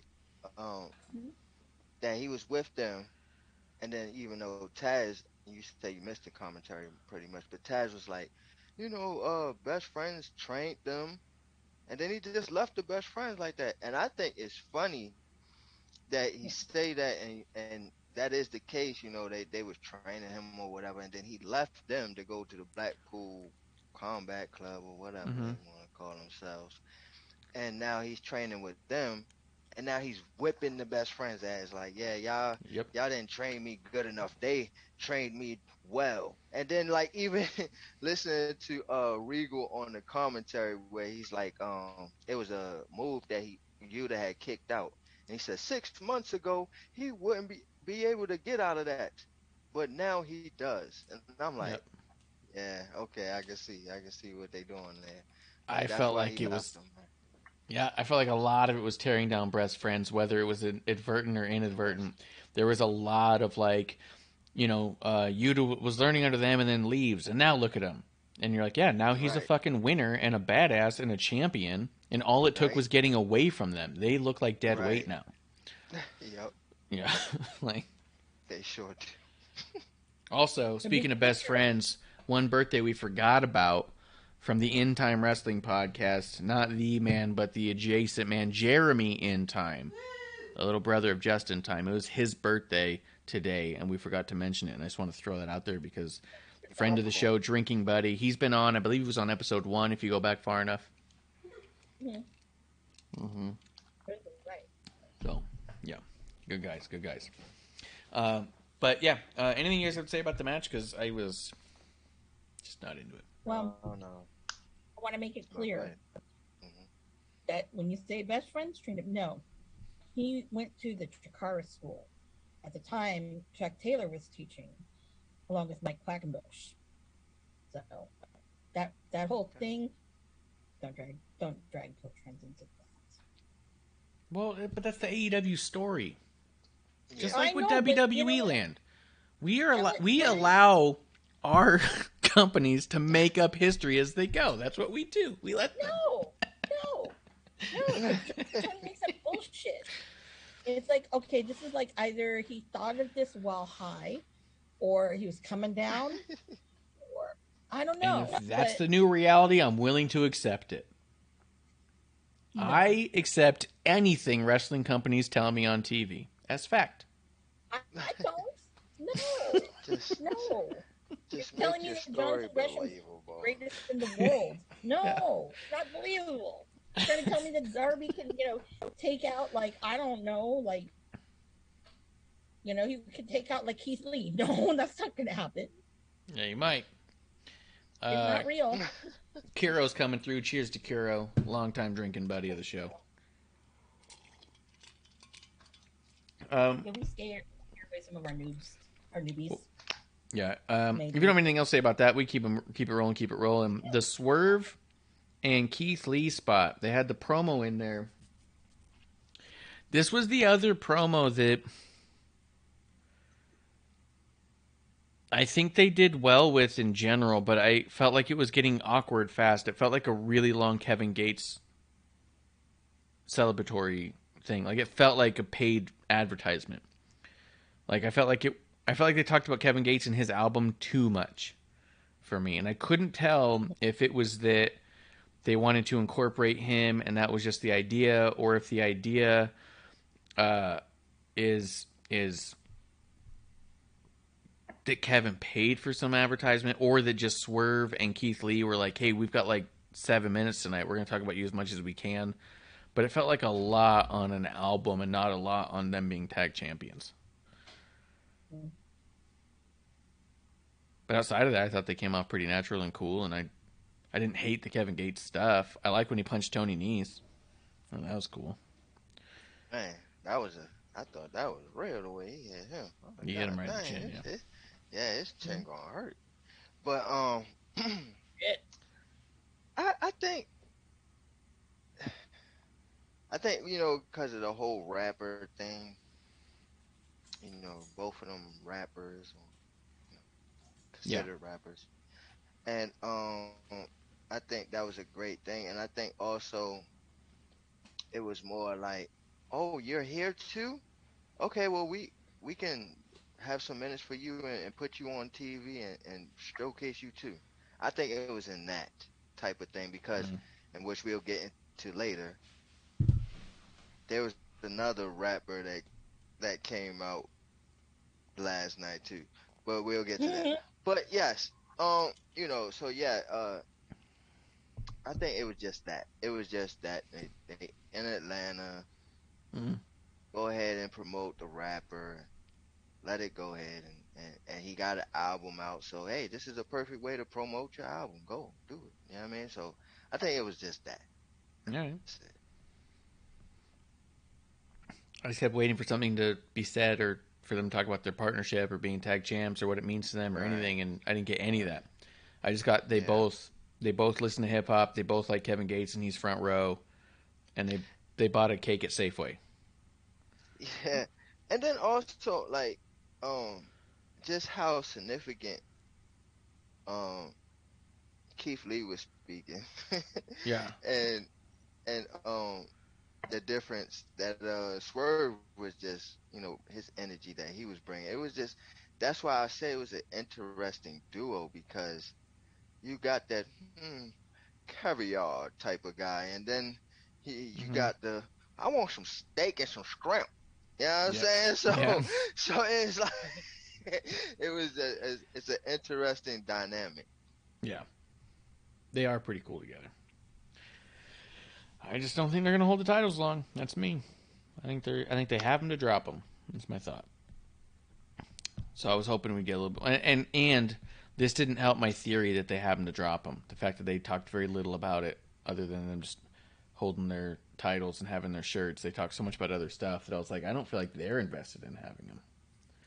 I feel like they know it's short term. You know what I mean? Like, that's just the impression I got watching it. Was like, I don't know if they care all that much they got them, other than they just like having gold, which isn't the worst thing, but just kind of the impression I got off it. They gave them titles and said, hey, you know what? We think highly of you too. Yeah. And it's good for Swerve. That's huge for Swerve. Could be great. Do you think they end up with a rivalry between the two of them, where they beat the snot out of each other for a while? I believe so. Mm-hmm. I believe so. Yeah. I think it'd be cool. They planted seeds. I think that's Swerve. I think that's Swerve's heel turn. Should be great. That's a good point. Yep. That's a good point. Kiro says that he's in our chat. He says he got a job with WWE now as remote creative consultant. That's a job I was trying to get at his. He's got a Canadian promotion. That was a job I was trying to get a Canadian promotion, be a remote creative consultant. He wouldn't give it to me, and now he just took WWE. He's a jerk. Kiro's Class A jerk. Hook him up. No. So what he's doing is he's here farming for ideas. That's what he's doing here now. He's got it. And every time we see Kiro now we know he's here farming for ideas. Yeah, consultant. Bro. Yeah. Bro, I'll tell you this, girl. People already come and farm ideas off of us anyway. Yeah. Mm-hmm. Or me in particular, because I know I've had a couple that have been out there. It's true. That's true. Yeah, I'm like, Jesus, really? No. Varsity Blondes and Christian Cage. The big takeaway here was that after the match, Jungle Boy comes out very slowly, walks to the ring with a chair. Luchasaurus goes out into the ring, stands in front of Jungle Boy, and then through the power of friendship and eye contact, Luchasaurus has decided that he's no longer bad, that everything that had been happening the past month with Christian didn't mean anything because friendship. Okay. I didn't Overpowers all. Overpowers all. I didn't understand or get what the fuck we're doing here with this. The second Jungle Boy came out and they did, I was like, oh, we're going to do a thing. Yeah, go ahead, Shakes. Okay. Real quick, right? Yeah. I can understand that, right? I can get that aspect of it. The way that they delivered it and executed it was so wrong. Mm-hmm. Okay, he comes down with the chair, and he's like, looking at him like, look, man, I will go through you if I have to, and I really don't want to because you're my friend. That's the look that he was giving. Yeah. To Luchasaurus. And then Luchasaurus then goes by his side. Now see, that's where you messed up at. Where I say it should have been was, even if Luchasaurus says, okay, friendship over all, he still should have just put his head down. Yeah. And just let him go. And just let him go after Christian. Right? That would have been like, okay, even though he's still bad, it's like he understands. Like, this guy's been talking about my friend's family. This guy's been doing. My friend needs to go ahead and get his revenge. I can get that, Yeah. but to sit there and, oh no, I'm not bad anymore. I'm good again. Like, that was like, oh, come on, Yeah. really? Come on. Yeah. Drop the ball again, man. It And felt I real was really stupid. liking this. I was really liking this with Luchasaurus. I was like, yeah, because Christian got a trance over him. He got the control over him because uh they wasn't doing nothing before Christian got there. Then they was the tag team champions. So I can see Luchasaurus saying, you know what, I'm following Christian. I can get that. That was something that I can go with. And then he does his little bidding, like he does his dirty work. Yeah. Awesome. But I now knew it was you gonna just get fucked up. flip the whole story, and it's stupid. Yeah. Terrible storytelling, man. Yeah. Because the last like 2 or 3 weeks. Booking. Yeah, last like 3 weeks or so, Amanda's been saying that she doesn't care Stan Luchasaurus, so doesn't give a shit. And I've been saying, I don't know, this is a Luchasaurus I can buy into. I'm really buying into him for the Right. first time, this whole thing. So then this happened. I was like, of course they backtrack Right. and do some dumb shit with it because he was finally believable. And they need him to be a Exactly. goddamn Barney dinosaur. Right. I was right. Stupid Right. shit, man. Yeah. No, but well, Yeah, I I don't like I that will one. say this: when we heard the little bit of Baltimore, obviously we know, oh, it's Jungle Boy. I kind of in my sick mind was hoping that he'd come out with his haircut. Oh, me too, for sure. I was hoping to have a haircut. Yeah, I was like, oh, this is going to be a new Jungle Boy. No, but Yeah. he looked like he gained some weight. He bulked up a little. Yeah, a He little looked bit. bulkier. He's But- been doing that. He's been No, but his bulking face up a looked lot since really- yeah. Yeah, but he really looked kind of Mhm. bulky, and I was like, damn, because he kind of came out kind of dressed like his dad, circa 90210, and I'm like, fuck, why didn't you just cut the fucking hair? Anyways, again, people Yeah. out there, if you're listening, I need a Jungle Boy. Yeah. So I Yeah, can Kiro film says it through the going on. power of 2001 Vince Russo style writing, Luchasaurus turns, right? Because it's all about the swerve. The swerve. It was just stupid, man. Let's see. Speaking of stupid, we had 20 Cent versus Ricky Starks.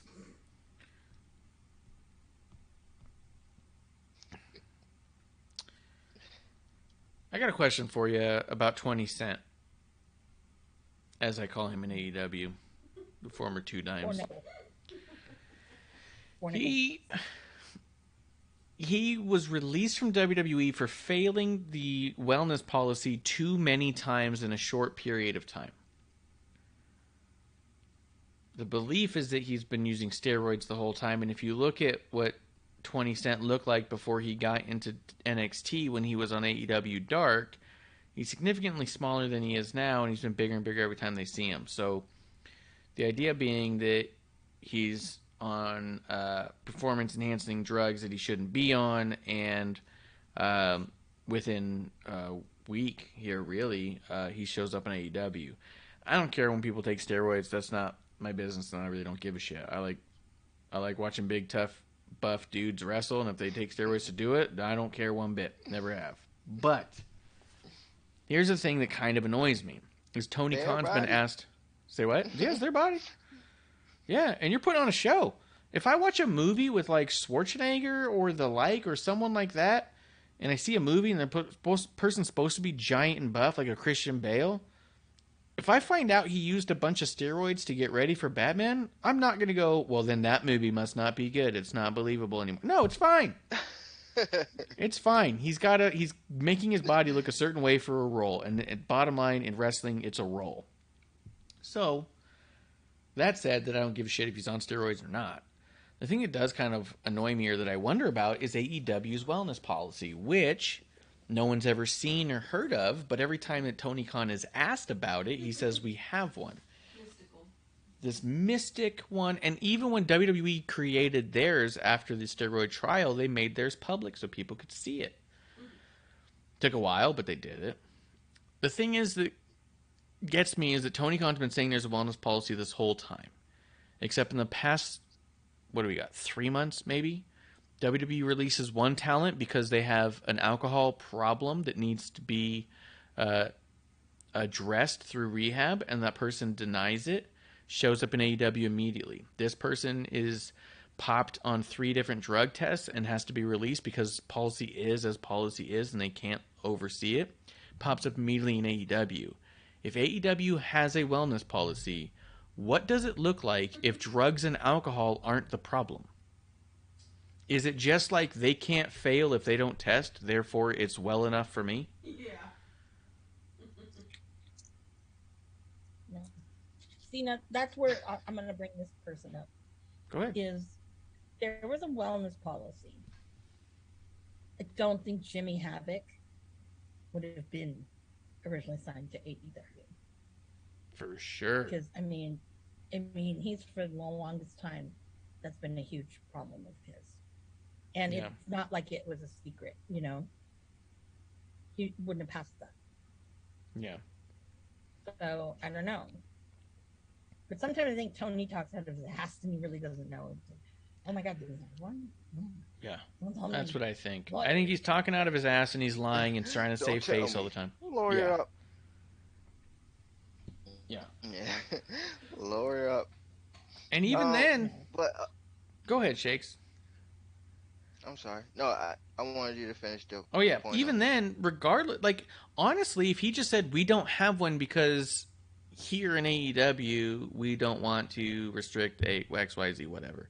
If he were to say we don't have one because we haven't had an issue enough to feel that we need one that encompasses the entire company. We deal with talent on a one-on-one basis. I would say cool, fine, all that's fine. My problem is he keeps fucking lying about stuff and no one's checking him. You know what I mean? Like, someone's got to say, Tony, if you have a wellness policy, how did Jeff Hardy and 20 Cent and Jimmy Havoc make it on your roster? What is it you guys aren't checking? That's a Hausman question. Yeah, go for it, Houseman. Good luck to you. Go for it, man. I But know. yeah. If I should be media for us, and then I can ask him like ballsy questions. He's like, God, that fucking bitch again. I want. Oh, Yeah. Yeah, that would Tony, be awesome. That would Yeah. be awesome. you might want to do a line before I ask you this. Yeah. Here, take a quick bump of this rail and then let's sit down and talk. What were you going to say, Shakes? About the match, right? Sure. Any of it. Ricky Starks, right? At first, I ain't get it. I ain't see it. I'm like, he's annoying. I don't like it, right? Mm-hmm. Changed my whole mind, bro, after watching this match. He's awesome. He's so awesome, bro. Like, the things he do in the ring, like when he tightroped on the and he was dancing on the rope, like I was like, what is he doing? Like, oh my gosh, it's like him saying, yo, it's so easy to me that I can play around and still whip your ass. It's like that. Cocky. That is amazing to me. Yeah, that's so amazing, man. Shout outs to him, man. Oh, yeah. He's amazing. Oh, he's Biting my fantastic. lip over here. When I went, where I met Amanda was at the filming of Hard Times, and it was a weekend of wrestling with NWA. It was 3 different TV filmings, and he had the most number of matches of everybody in the whole weekend. Okay. He had like 7 or 8. The most the next person had was like 3 or 2. Like No, it was 3. yeah, I think someone had 3. He had like Actually, 7. no, 4. Trevor Murdoch had about like 4, maybe 5. You think? I remember walking away thinking because Ricky remember- Starks was the workhorse of this weekend. I saw him wrestle He more was. than anyone else. Mm-hmm. Yep. Yeah. Feel like gloat right now. Feel like gloat. You do whatever you want. Okay. I'm getting on my soapbox. I know I said on episode 1. Go all the way back, people. Did I not say that this guy's a fucking star? Okay. Just unfortunately he wasn't given the right platform. I've seen so many tweets since yesterday. But oh my God, I'm like now a fan. I'm like, great. But you know what? He's been this way the whole time. They're late. He just doesn't get his due. And it's very evident that right now, I think enough people have probably gotten in Tony's ear. It's like, if you don't do something, this guy's gonna fucking walk, probably, because he's already whining and bitching, like the Hausman interview he did. Already, like, I don't I don't understand. All these WWE people are coming in, and it makes people like him feel less than, which is true, because now you got Four Nichols, who was the next WWE person. It's like, oh, you're going to sign him, Tony? Okay, yeah. And what are you going to do? You're going to put him above someone else because he was under an umbrella in a system that, that's a desirable quality. But that doesn't make him a good wrestler. That doesn't make anybody a good wrestler, And especially because of the fact that I'm very suspicious of you were fired because of wellness policies and violating them. You know what that could be, but it's not good. So, going back to Ricky, is it's finally like people get to see what I've been like talking about for the longest time. And then he had a tweet yesterday, and I should pull it up, but it was something to the effect about he didn't realize how hard his fans go. Yeah. And he's doing a shout out. So I was a little bitter, and I said, you better recognize about that, because anyone can tell you, besides people who are in Texas who follow Inspire Pro, the only other person that I knew of who really championed him was me. And if you ask Ricky Starks that, and he says, oh, no, he's a fucking liar. I've got receipts. But I'm glad that people are noticing. I almost feel like with Tony, it's a little too late almost, because you built this great synergy with him and Hobbs, and now what's going to happen? Because Hobbs, walked out with him, but where was he? He vanished, because he should have been there when, after Ricky won, congratulating this man, bringing the belt to him like he has been, but he was nowhere. So, I don't know. I mean, I know that I've said before that, Hobbs is the one that everybody loves, and everyone loves them some Will Hobbs. And I think JR was very forced about, oh, look, it's Pretty Ricky. And Pretty Ricky's pretty damn good. And I'm like, okay, you could have been saying this all along. What the fuck is, what's the deal? All right. So I feel like JR's always put over Ricky. On his podcast, at least, he's always put over Ricky. Yeah, but not on the show. No, it's always Hobbs. He got it. He got it, man. Even when Van Helsing, right, that's his name, came out, and he's like, oh, I ain't say right now. I said next week. Don't worry, y'all can still watch it, right? And I was like, that crowd was just like, no, they loved themselves some Ricky Starks in Georgia. Yeah, he's like, it'll be me against Van Helsing. Yeah, I was like, yeah, he got it. He got it. He got it. Don't you love how he came out, Richard? It's me, Danhausen. Danhausen. I thought that was hilarious. Now, now you gotta laugh, because we've heard Ricky do his Keith Lee impression, which is pretty funny. He's dead on with, Who's dead on with Danhausen? I had to laugh. I was on the floor. Oh, he was on. He was on point with it, man. I think Ricky's going to lose the title to Danhausen, though, because of Hook. And Hookhausen. That'd be interesting. And but maybe he wipes the floor with him, and then it's a him versus Hook or Ricky Starks. Maybe, but I think really Hook should be the one that has the belt, to be honest. That's what I'm saying. Yeah, that's what he's saying. Is that what if Ricky does Danhausen dirty and Hook comes out like, "What are you doing, man? Why are you doing my buddy dirty?" And he's like, "He ain't one of us." And he goes, "Well, if he's not one of us, I'm not one of us." You know, like, although he would say it with less words and a bag of chips, but I was gonna say that's a little wordy for Hook. it's a little wordy for Hook. A little wordy right there. Right. What are you doing, buddy? No, don't beat up my friend. Yeah. That's not Hook. Yeah. That's Wouldn't weak. say that. He would just look But- at him like, Yeah, he would look at him, stand in front of him, stand between him, yeah. do the head nod, flick a chip at him, eat a chip in his face. Yeah. That's more like We Hook. would go fucking bonkers. Yeah. Yeah. Oh my gosh, we're gonna have a Hook for Ricky Starks. Yeah.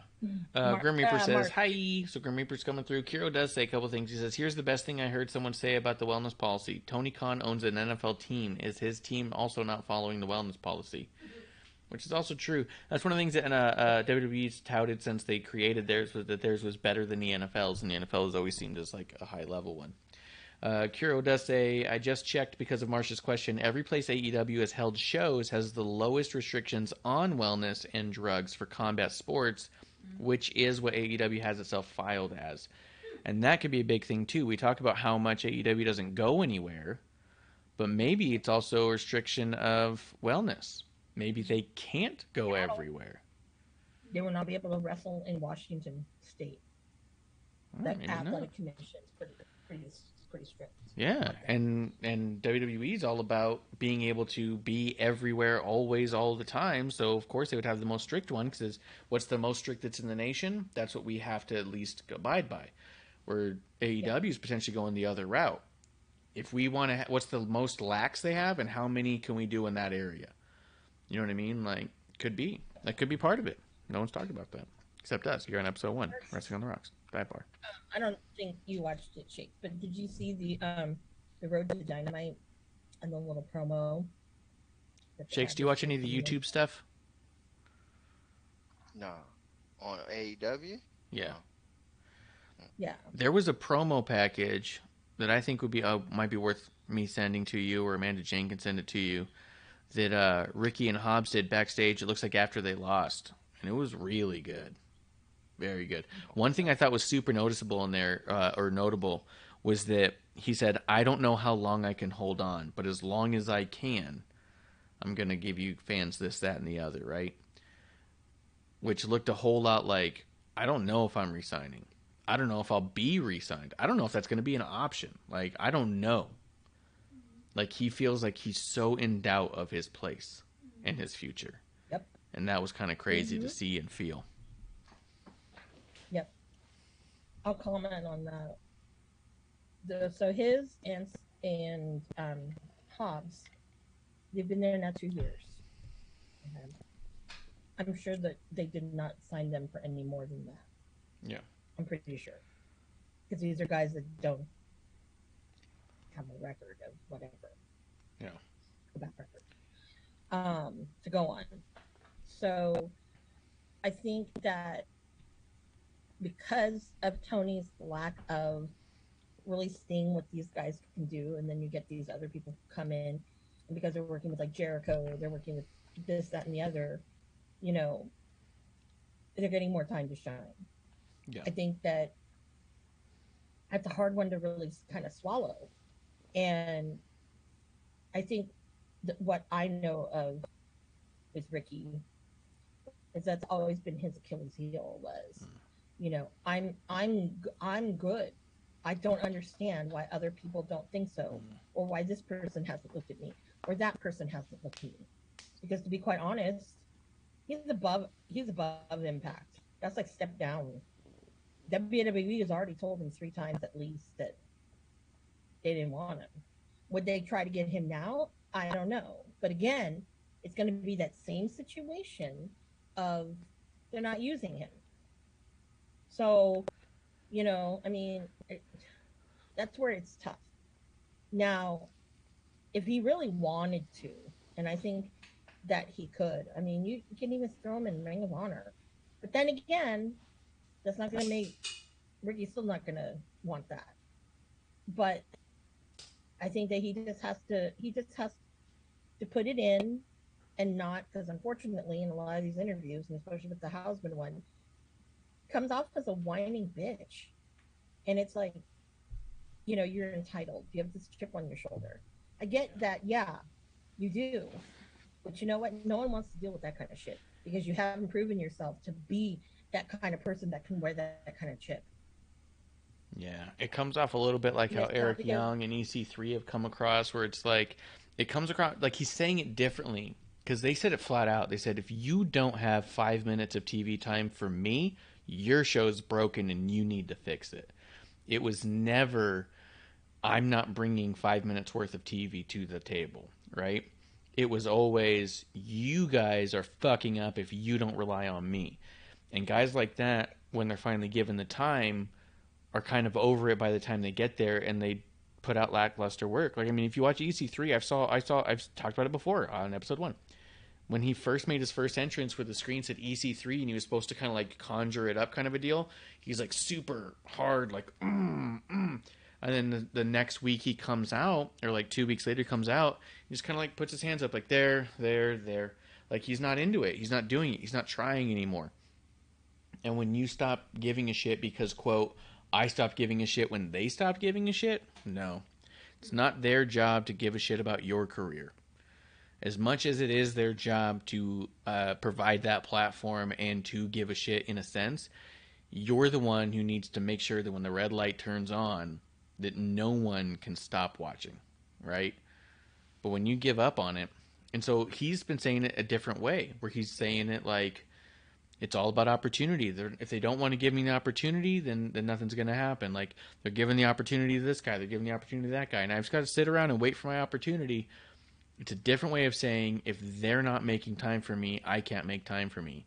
Whereas when you hear from guys like The New Day or I think Seth's talked about it, where they talked about going into Vince's office week after week. Let's try this. Let's do that. Mojo. Matt Cardona said one of the things he regrets that he learned, not regret really, one of the things he learned the most that he wished he had applied earlier in his career was fighting for his time. Was not just saying, oh, I'm not on today? Okay, cool. He was always ready, but he was not always forward, right? He's had a bunch of, like, the Edgeheads came about because he went to Vince and said, what if we did this? I think we could do something with this. What if we did this story arc? Like, he started giving those ideas, and then, boom, you've got an idea, and you've got the ability. Let's roll with it. But when you're sitting back waiting for them on the other side, and they're not giving it to you, and you say, well, if they're not seeing it, they're not giving it to me, what am I supposed to do? Well, if you're not offering up either, and it sucks being told no time after time. Other guys have talked about it. After a certain point, I offered this, I've offered that. They said no. Why bother continuing? Because maybe your first 5 or 6 ideas are bullshit. You know? Maybe it takes a while for you to start seeing something that's actually going to come to fruition, right? Like, being told no isn't always bad. Sometimes you're being told no because you need to go a different direction, right? And sometimes people are told no and thought that means there is no direction. Wrong direction is not no direction. And I agree with you that I think that one of Ricky's problems right now is in his interviews, he's coming off a little bit like, what am I supposed to do? I'm sitting back and no one's coming to me. And you're like, I wish you would say more about what you're trying to get across versus what they're not giving you. You know what I mean? Yeah. But that's been, like I said, it's been his Achilles heel as long as I've known him. But also, to add to your comment, he was very, very proud a year ago or so, or even like a little after he signed too, that he was part of what they called the White House backstage, which, if you don't know what that is the White House is a group of certain people who are very vocal, and kind of at the time were a lot of kind of Tony's favorites. Who was in the White House? MJF, because it was there beforehand. Britt Baker. Trying to think, there were 2 others too, but Ricky got a seat at the table. And a lot of people would say, oh yeah, the White House, they always get their way. They pitch things to Tony and whatever. And then Britt Baker tried to to say no. Tony doesn't ever do anything we ask. That's a lie. Well, no, you wouldn't have your position of where you are. And I think that Ricky was low man on the totem pole. He didn't use his opportunity to speak because I know him, and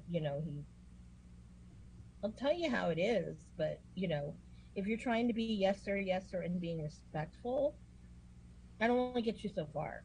Yeah. This is a guy, obviously, you've been around him long enough that this guy plays favorites. He has his little toys. He's playing God, okay? And you need to, you either, fend for yourself, get your shit in, as Ryan Cage's old moniker, Mr. GSMI, and you do it. You got to put in that work and that effort, because you know what?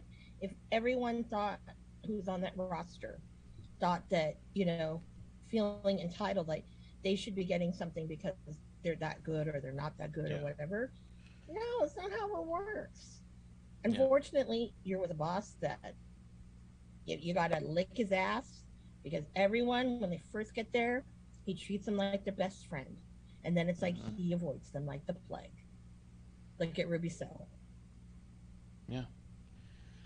I mean, and it's also a great thing to be a sponge in the back, but from time to time, you got to wring out your own sponge right on top of the guy's desk. You know what I mean? You got to say, look, I've been absorbing all this stuff, but at the end of the day, there's a lot here that we got to get out. You know what I mean? Like, you can't just sit back and nod forever and expect it all to fall in your lap. That happens for some people, for sure.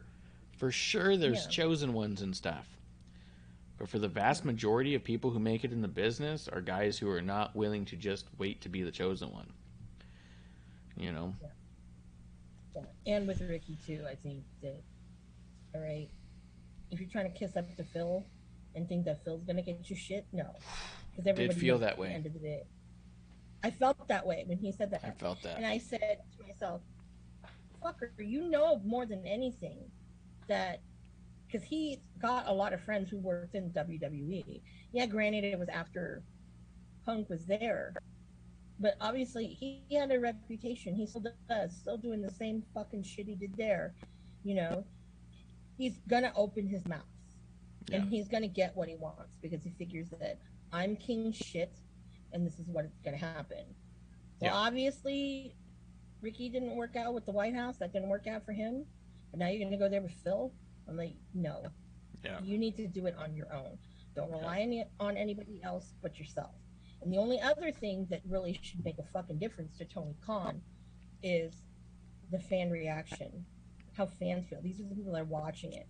These are the people who are giving you fucking numbers, every week. That's who you should listen to, and not your cracked out self off the soapbox. Shakes, anything else on that topic before we move on? All Ricky starked out. All starked out. I'm so. He needs to go back to doing his own merch, by the way. His own merch is better than what it is now.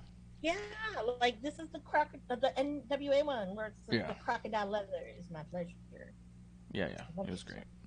The women's tag match, I thought was just an absolute disaster, and there's really not much to say about it. I don't know if you guys felt differently about it. The stat line. No, right? it was a Yeah. Yeah, but that, I'll that say disturbing this. Shit, right? Yeah. Athena's smiling the whole time, but go ahead, man. Yeah.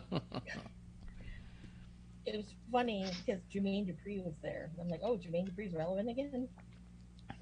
That's what I'm saying. Like, yeah, but what the fuck? Where did he come from? But what I also got too was when he's coming out with them and Stokely Hathaway. I'm like, I already know because I've seen Jermaine Dupri in person.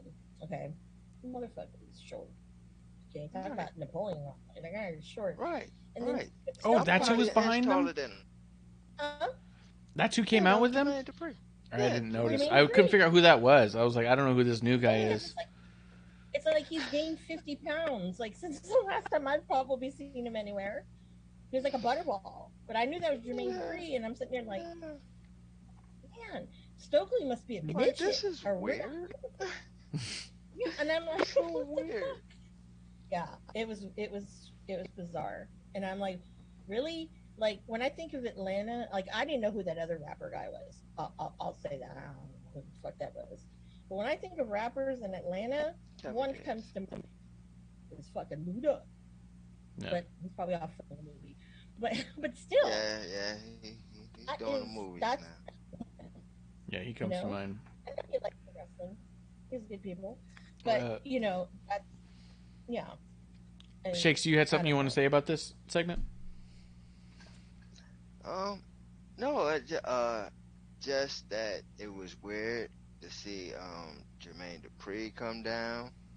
I don't know what is that about. Like, why is he even there? Like, and even why is he bringing them down the ring? Like, that was weird. No explanation. Again, Yeah. weird. Yeah, weird. Athena smiling through the whole thing. Weird. Okay. But what I would say is that, man, Kiera, I know she likes females, but woo, girl, if you That's watch just one time, just let me get one time. Just one time, ridiculous. you won't go back. Isn't it You Diamante? won't go back. Who? Didn't she date Diamante? Kira again. I thought she was dating the other one. Which one? The other one that was in the Evilisa? baddies. I thought they Oh, no Layla Gray?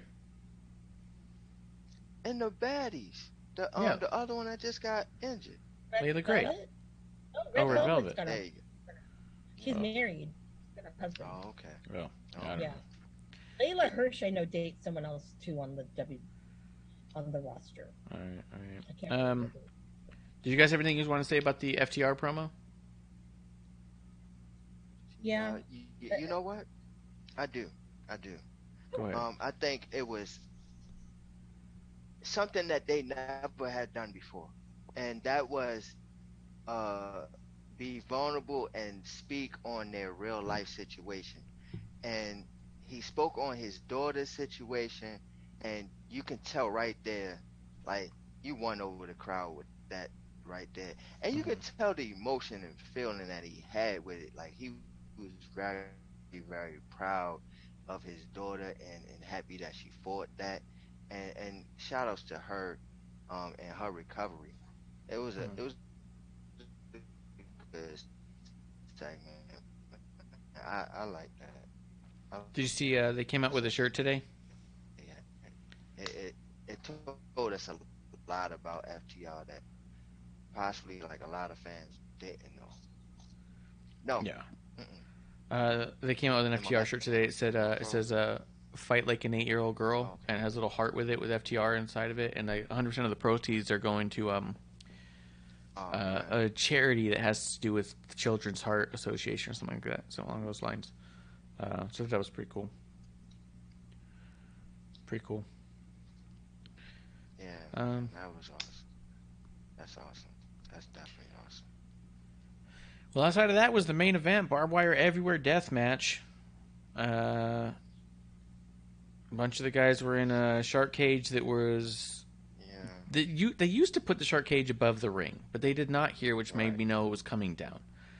Because Right. usually it was, how do you cheat from the shark cage? It was above the ring for a reason, and that reason was because there was other more clever ways to interfere. Then this one being off to the side in the audience made me go, okay, so it's coming down a little bit. Plus, they didn't raise it very high. It was like Right. 8 feet off the ground, and so I was like, okay, so they're not even trying to put it up. Like, it was just kind of like, it told you everything right away. As soon as they were lifting it and it just stopped over there, I was like, okay, so that's coming down in the match. Like, they're bringing it down. And then as it was raising, they showed Ruby Soho with the button, and I was like, clearly it's coming down. Because also the button she had wasn't plugged in correctly. So that wasn't the actual controls. Somebody else was on the controls. And so I was like, okay, so this is clearly gimmicked up. This is kind of stupid. But here we are.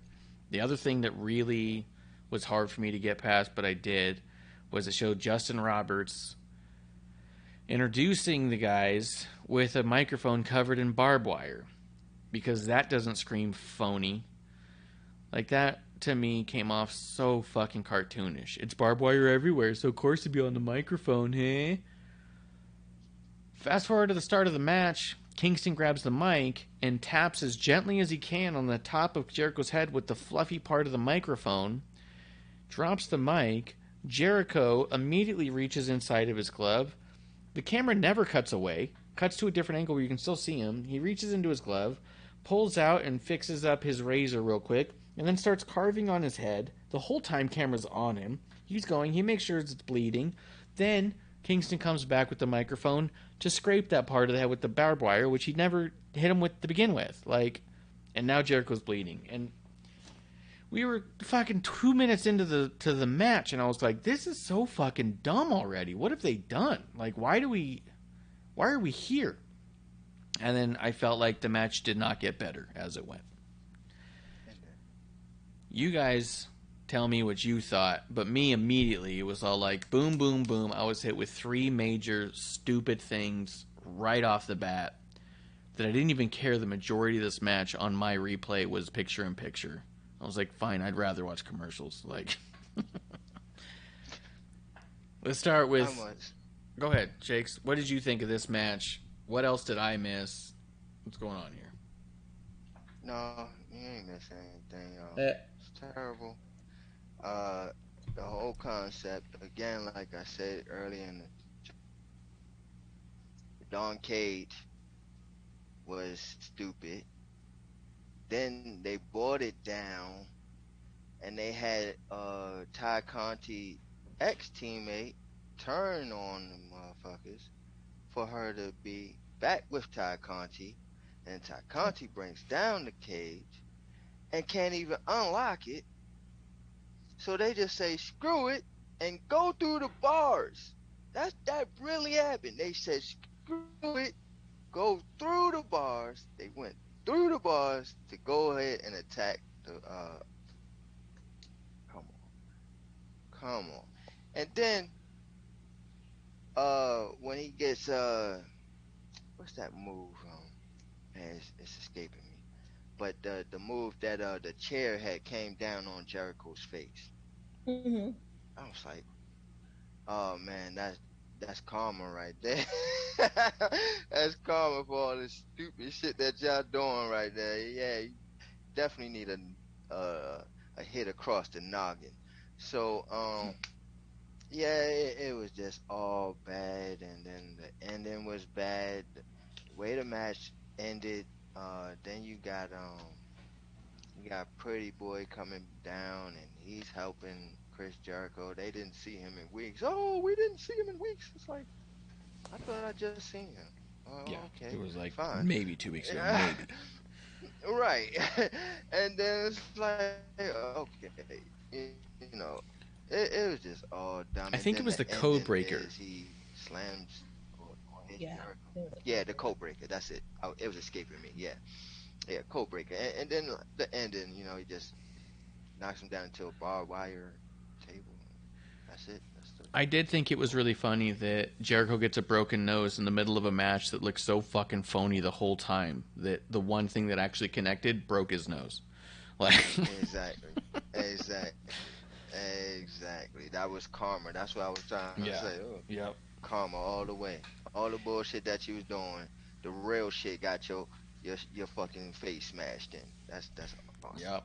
And there was one thing that caught me in the beginning too, was Jake Hager's facial expressions the whole way down the ramp and into the cage and pretending like he didn't want to go in, and it was so cartoonishly and acted like a child that I was like, fucking stupid.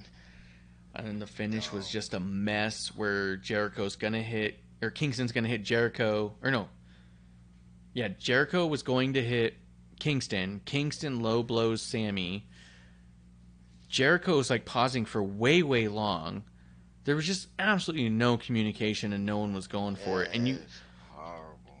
It's one of those moments too where it's like, so recently I was doing something with my brother and I remember that he was struggling lifting something, and I remember that in the moment I was like, this is forever. I was like, this is like 2 minutes of struggling with this. This is bad. And then I rewatched the video clip, and it was a fraction of a second. It was barely a blip. You wouldn't have noticed if I didn't point it out, and even if I pointed it out, you might not see it. This was like the exact opposite, where it probably felt like a minute to them, and it was actually like 15 minutes to us. We're watching it being like, somebody fucking move. They're like staring at each other. Then there was the back and forth where Kingston rushes, Jericho rushes Sammy. Sammy tries to pretend like he doesn't see that it's Jericho, but holds him, and then punches him, but then holds him again, and it was so fucking sloppy. Like, it was an embarrassing match. It was awful. And then Jericho rushes over to the outside, gets to the side of the ring so he could stand there so Kingston could throw Jericho in, and then Jericho's just sitting on the ring apron, no selling anything. Right. He didn't look like he'd been in a fight. He didn't even look like he was drinking in a bar. He looked like he was just there. And he looked pissed. He looked fucking pissed. Like he knew the whole thing went to shit, and he lost. So Kingston loses again. He, quote, gets one over on the other guys. Here's the other bullshit. Like, when you think about, like, backstage politics, right? So Jericho's all like, yeah, I'll get the win back, but you're going to look great because you're going to put me in barbed wire. No. You look cool because you have the cool shot of you and barbed wire they're going to replay forever. And you got the win. You know what I mean? Like, it's win-win for Jericho. It makes everyone else look stupid. And Jericho looked dumb, to be honest, too. But in the replays, they won't play it that way. You know what I mean? Right. It was just, to me, it was a fucking mess. Oh, Amanda, what'd you think of this match? Oh, well, I'll tell you this. The first couple of minutes in that match, seeing the cage and all that bullshit, I already know. I sat there and I'm like, fuck. He's gonna look like a bitch again. Do I really want to watch this? And of course, yeah, he ended up looking like a bitch. Now, of course, I was confused when Guevara came out because I thought all of Jericho Appreciation Society was supposed to be in there, and it would have been more credible for Ty Conti to come and help if her old man was in the cage. Yep. I was like, thought that was... And then what the fuck was the purpose of having Anna Jay be committed to the Dark Order when she just turned? Again, Tony and his weird fucking booking. I don't think he knows what he's doing. Put the fucking bumps down, dude. Yeah. And then the end. And when Anna Jay came out, it was phony as fuck. Yeah. She comes out, pulls off Tay Conti. They do this big, like, oh no, will she? As she gets closer and closer to Ruby, so she's looking to make sure she's in the right spot, and then turns around and punches her, and they go, oh. If you're actually on Tay Conti's side, if you just try to think about it realistically, if I'm actually deciding I'm going with you, why would I pull you off of someone else and not just join the melee? Why would I physically accost you to fool the crowd for an extra 3 seconds? I would just come out, and that's enough of a shock. I'm out, and I'm attacking. You know what I mean? I cost you your advantage for sake of the crowd. That's when it started getting real. That was another part of the whole, it came off real high school play, you know, for the crowd. Sorry, go ahead. No, I mean, and then at the end of the day, even though, yeah, Eddie had his through Jericho in that, like, what was it? Looks like a box spring of barbed wire. Mm-hmm. Did it make him look strong? No, he's still like a bitch at the end of the day. I did love the fact that I thought was hilarious that Ortiz had that bag of, was it nickels or whatever he had in that little sock? He was swinging around. I thought that was great. It was very ghetto, and I appreciated that. Nice. I know, I like all the ghetto shit. I know. But yeah, does it make me feel like I want to see this shit again? No. No. It's not necessary. And to have Blackpool Combat Club come out and help Eddie, that was kind of weird. I'm like, well, Mox already has no, like with him, I'm like, obviously you're not going to do shit for Eddie. Eddie sacrificed his life for those fucking sprinklers for you. And now his fucking whole AEW career, it's like, oh God, poor Eddie, because he's never recovered from that. And I blame you, Mox. I blame you. 'Cause, yeah. Yeah. I agree. I can't deal with Eddie anymore being a bitch. I just can't anymore. I'm putting my foot down. And I'm really sick of the Jericho, all this bullshit. Can you just fucking go on tour with your band? Okay, and then pop up right before the cruise? That would be great. Thanks. Yeah. Making Eddie look like a chump again immediately. Even though Eddie didn't bleed. Which for one. He did back. When Barely. he landed on all that shit. He did scrape up his back. A little bit. I'm saying that the idea that they had Jericho be the bloody one, the idea that you're in a barbed wire everywhere match, you're flying all this stuff, and we see almost no blood out of this dude, and then by the end of it, he doesn't look winded or anything. He just looks pissed.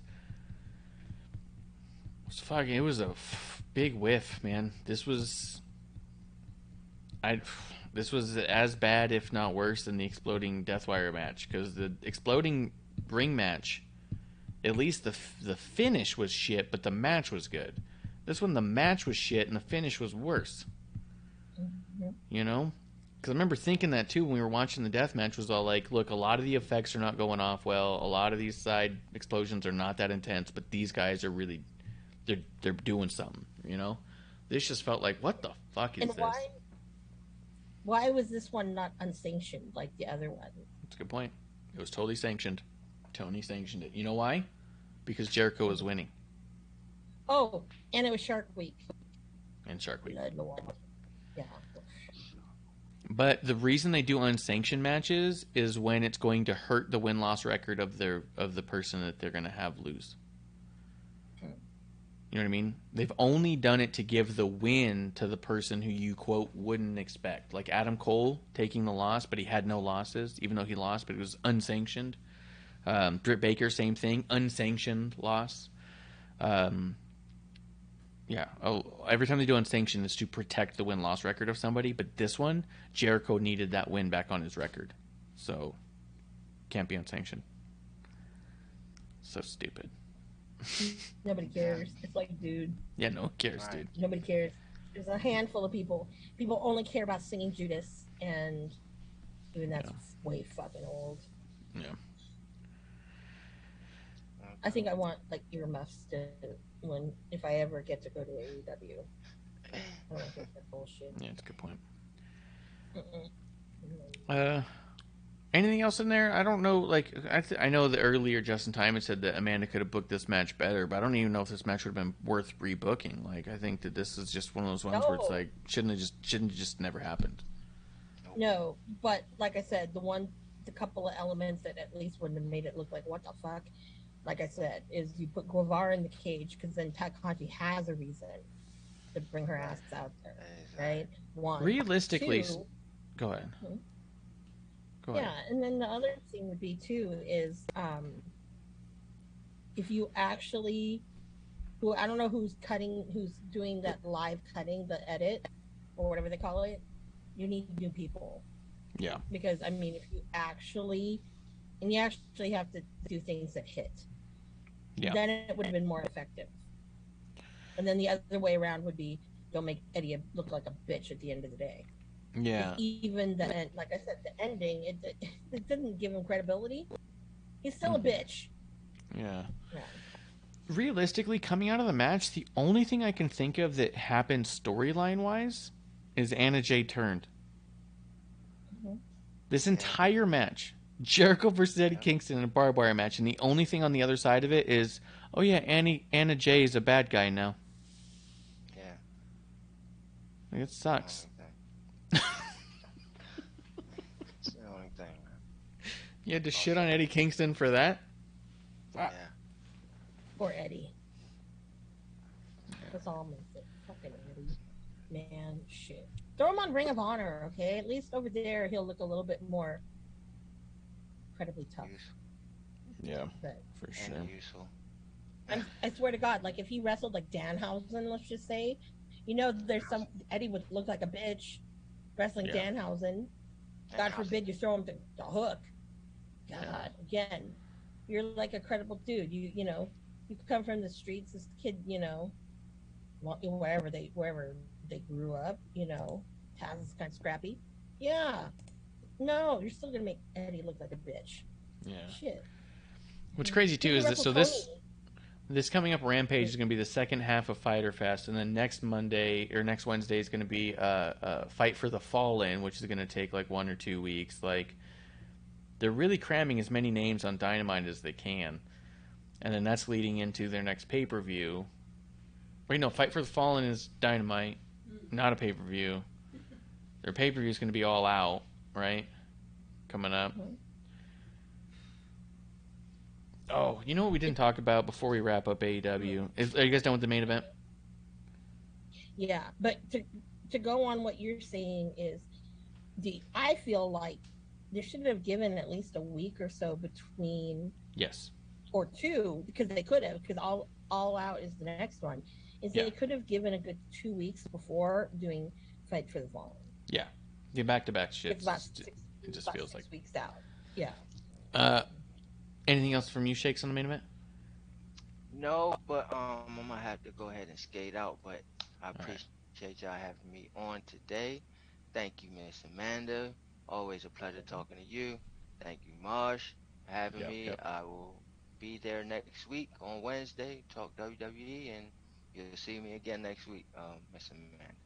Awesome, man. Thank y'all. Cheers. And I'll let y'all. At Shakes NYG, Shakedown Sports Podcast on YouTube. Check us out. We got Shakes Going Ebert. We got a lot of shows. If you like movies, watch that. If you like hip hop and entertainment, we got stuff for that. We got it all, man. Got it. Check us out, man. All right, man. Good night. For sure, man. Take it easy.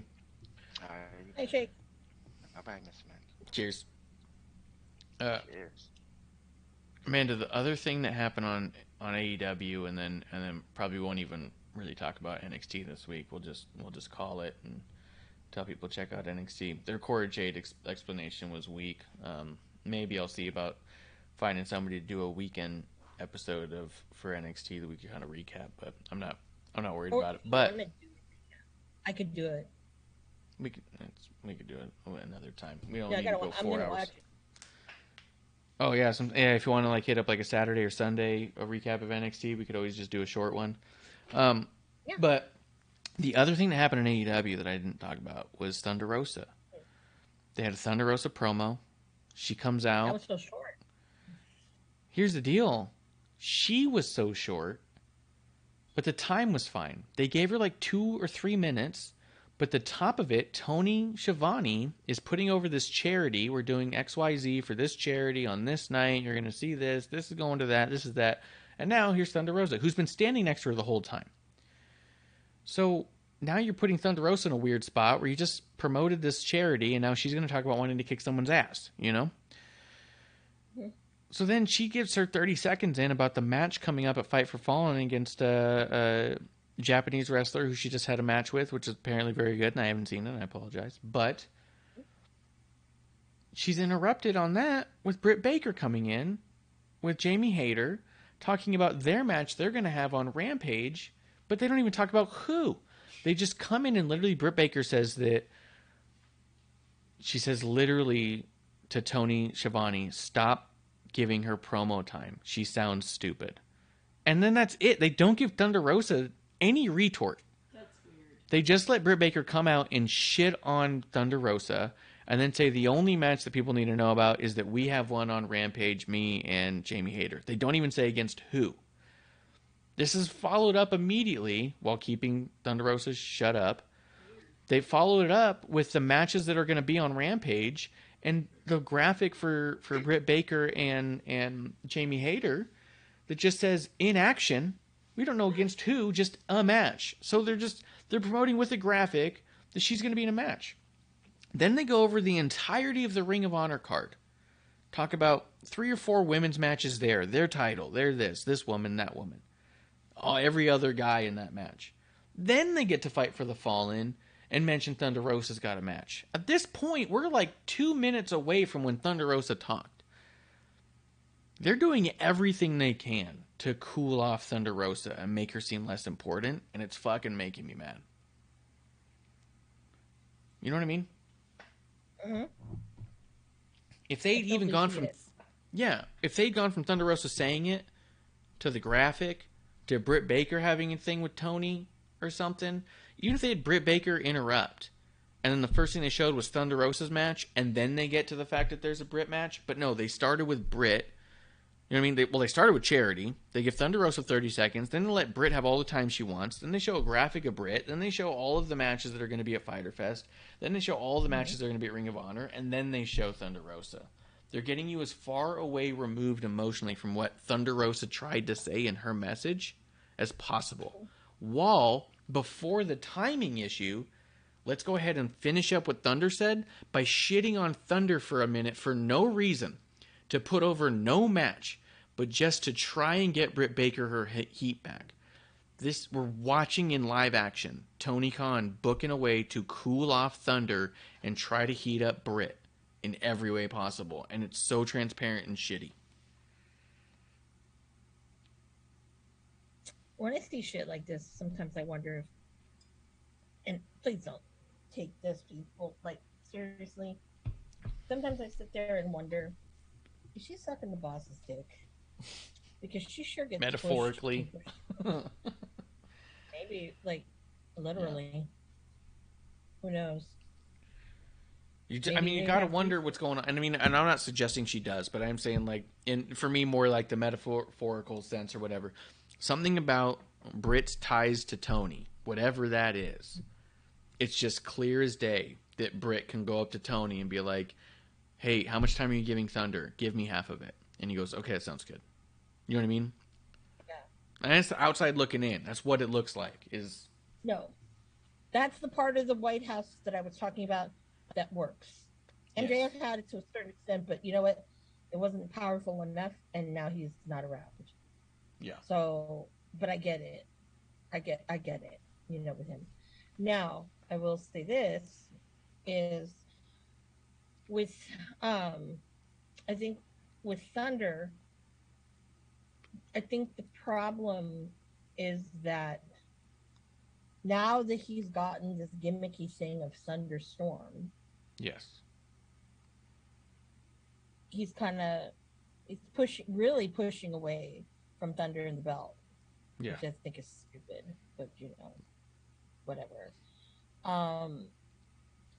But I look at it and I think, well, Britt Baker, nobody really cares about you right now.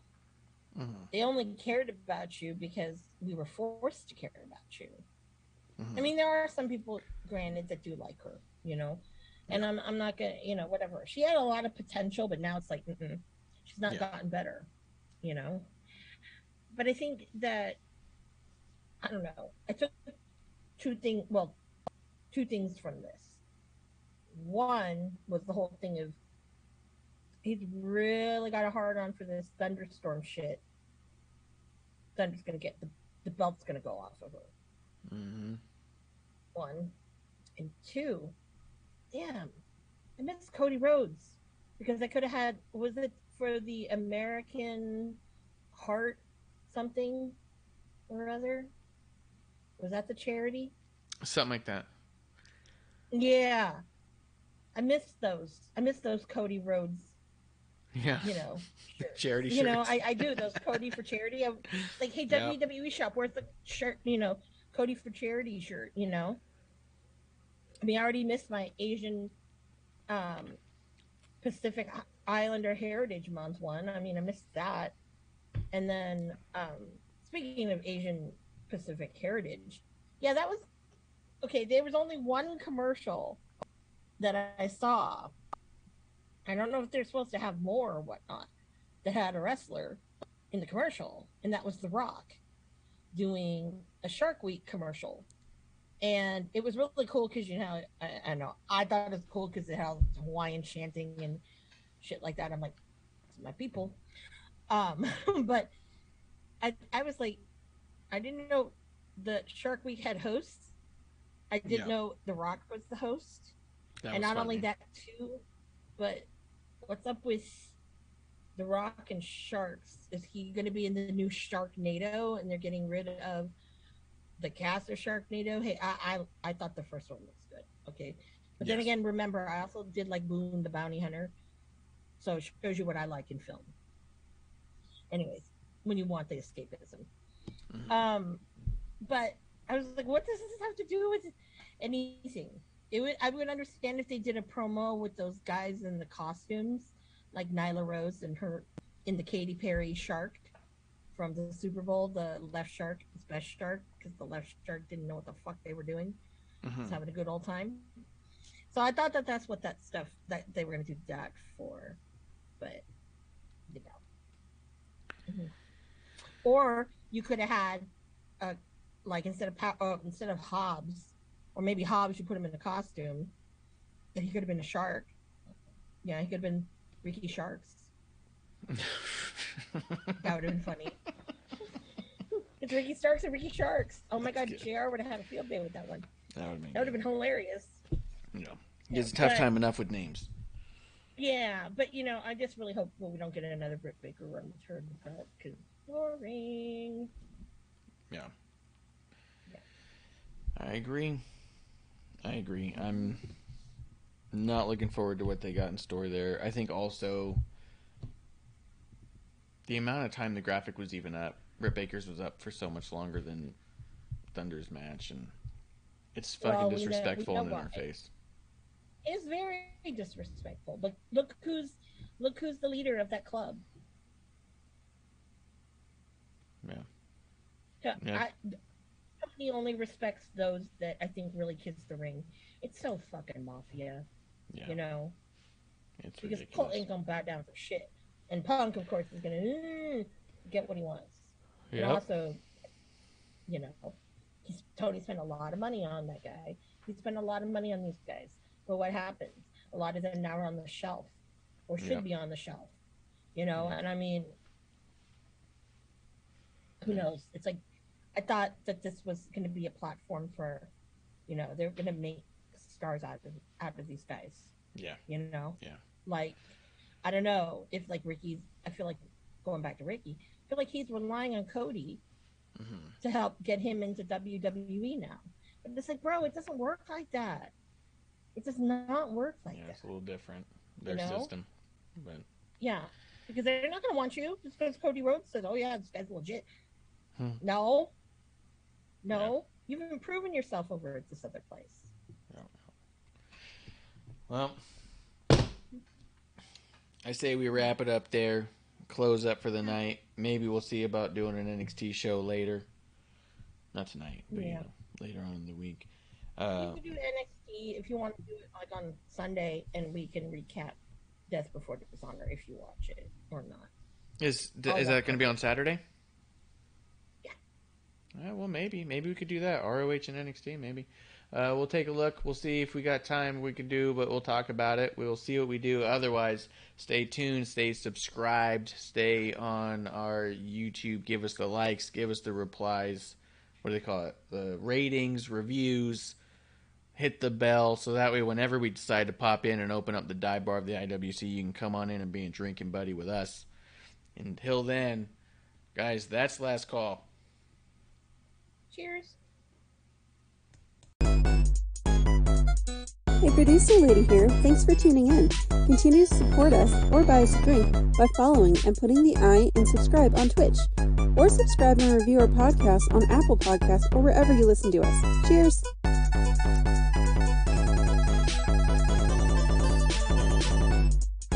I would never have a drink with wrestling on the rocks.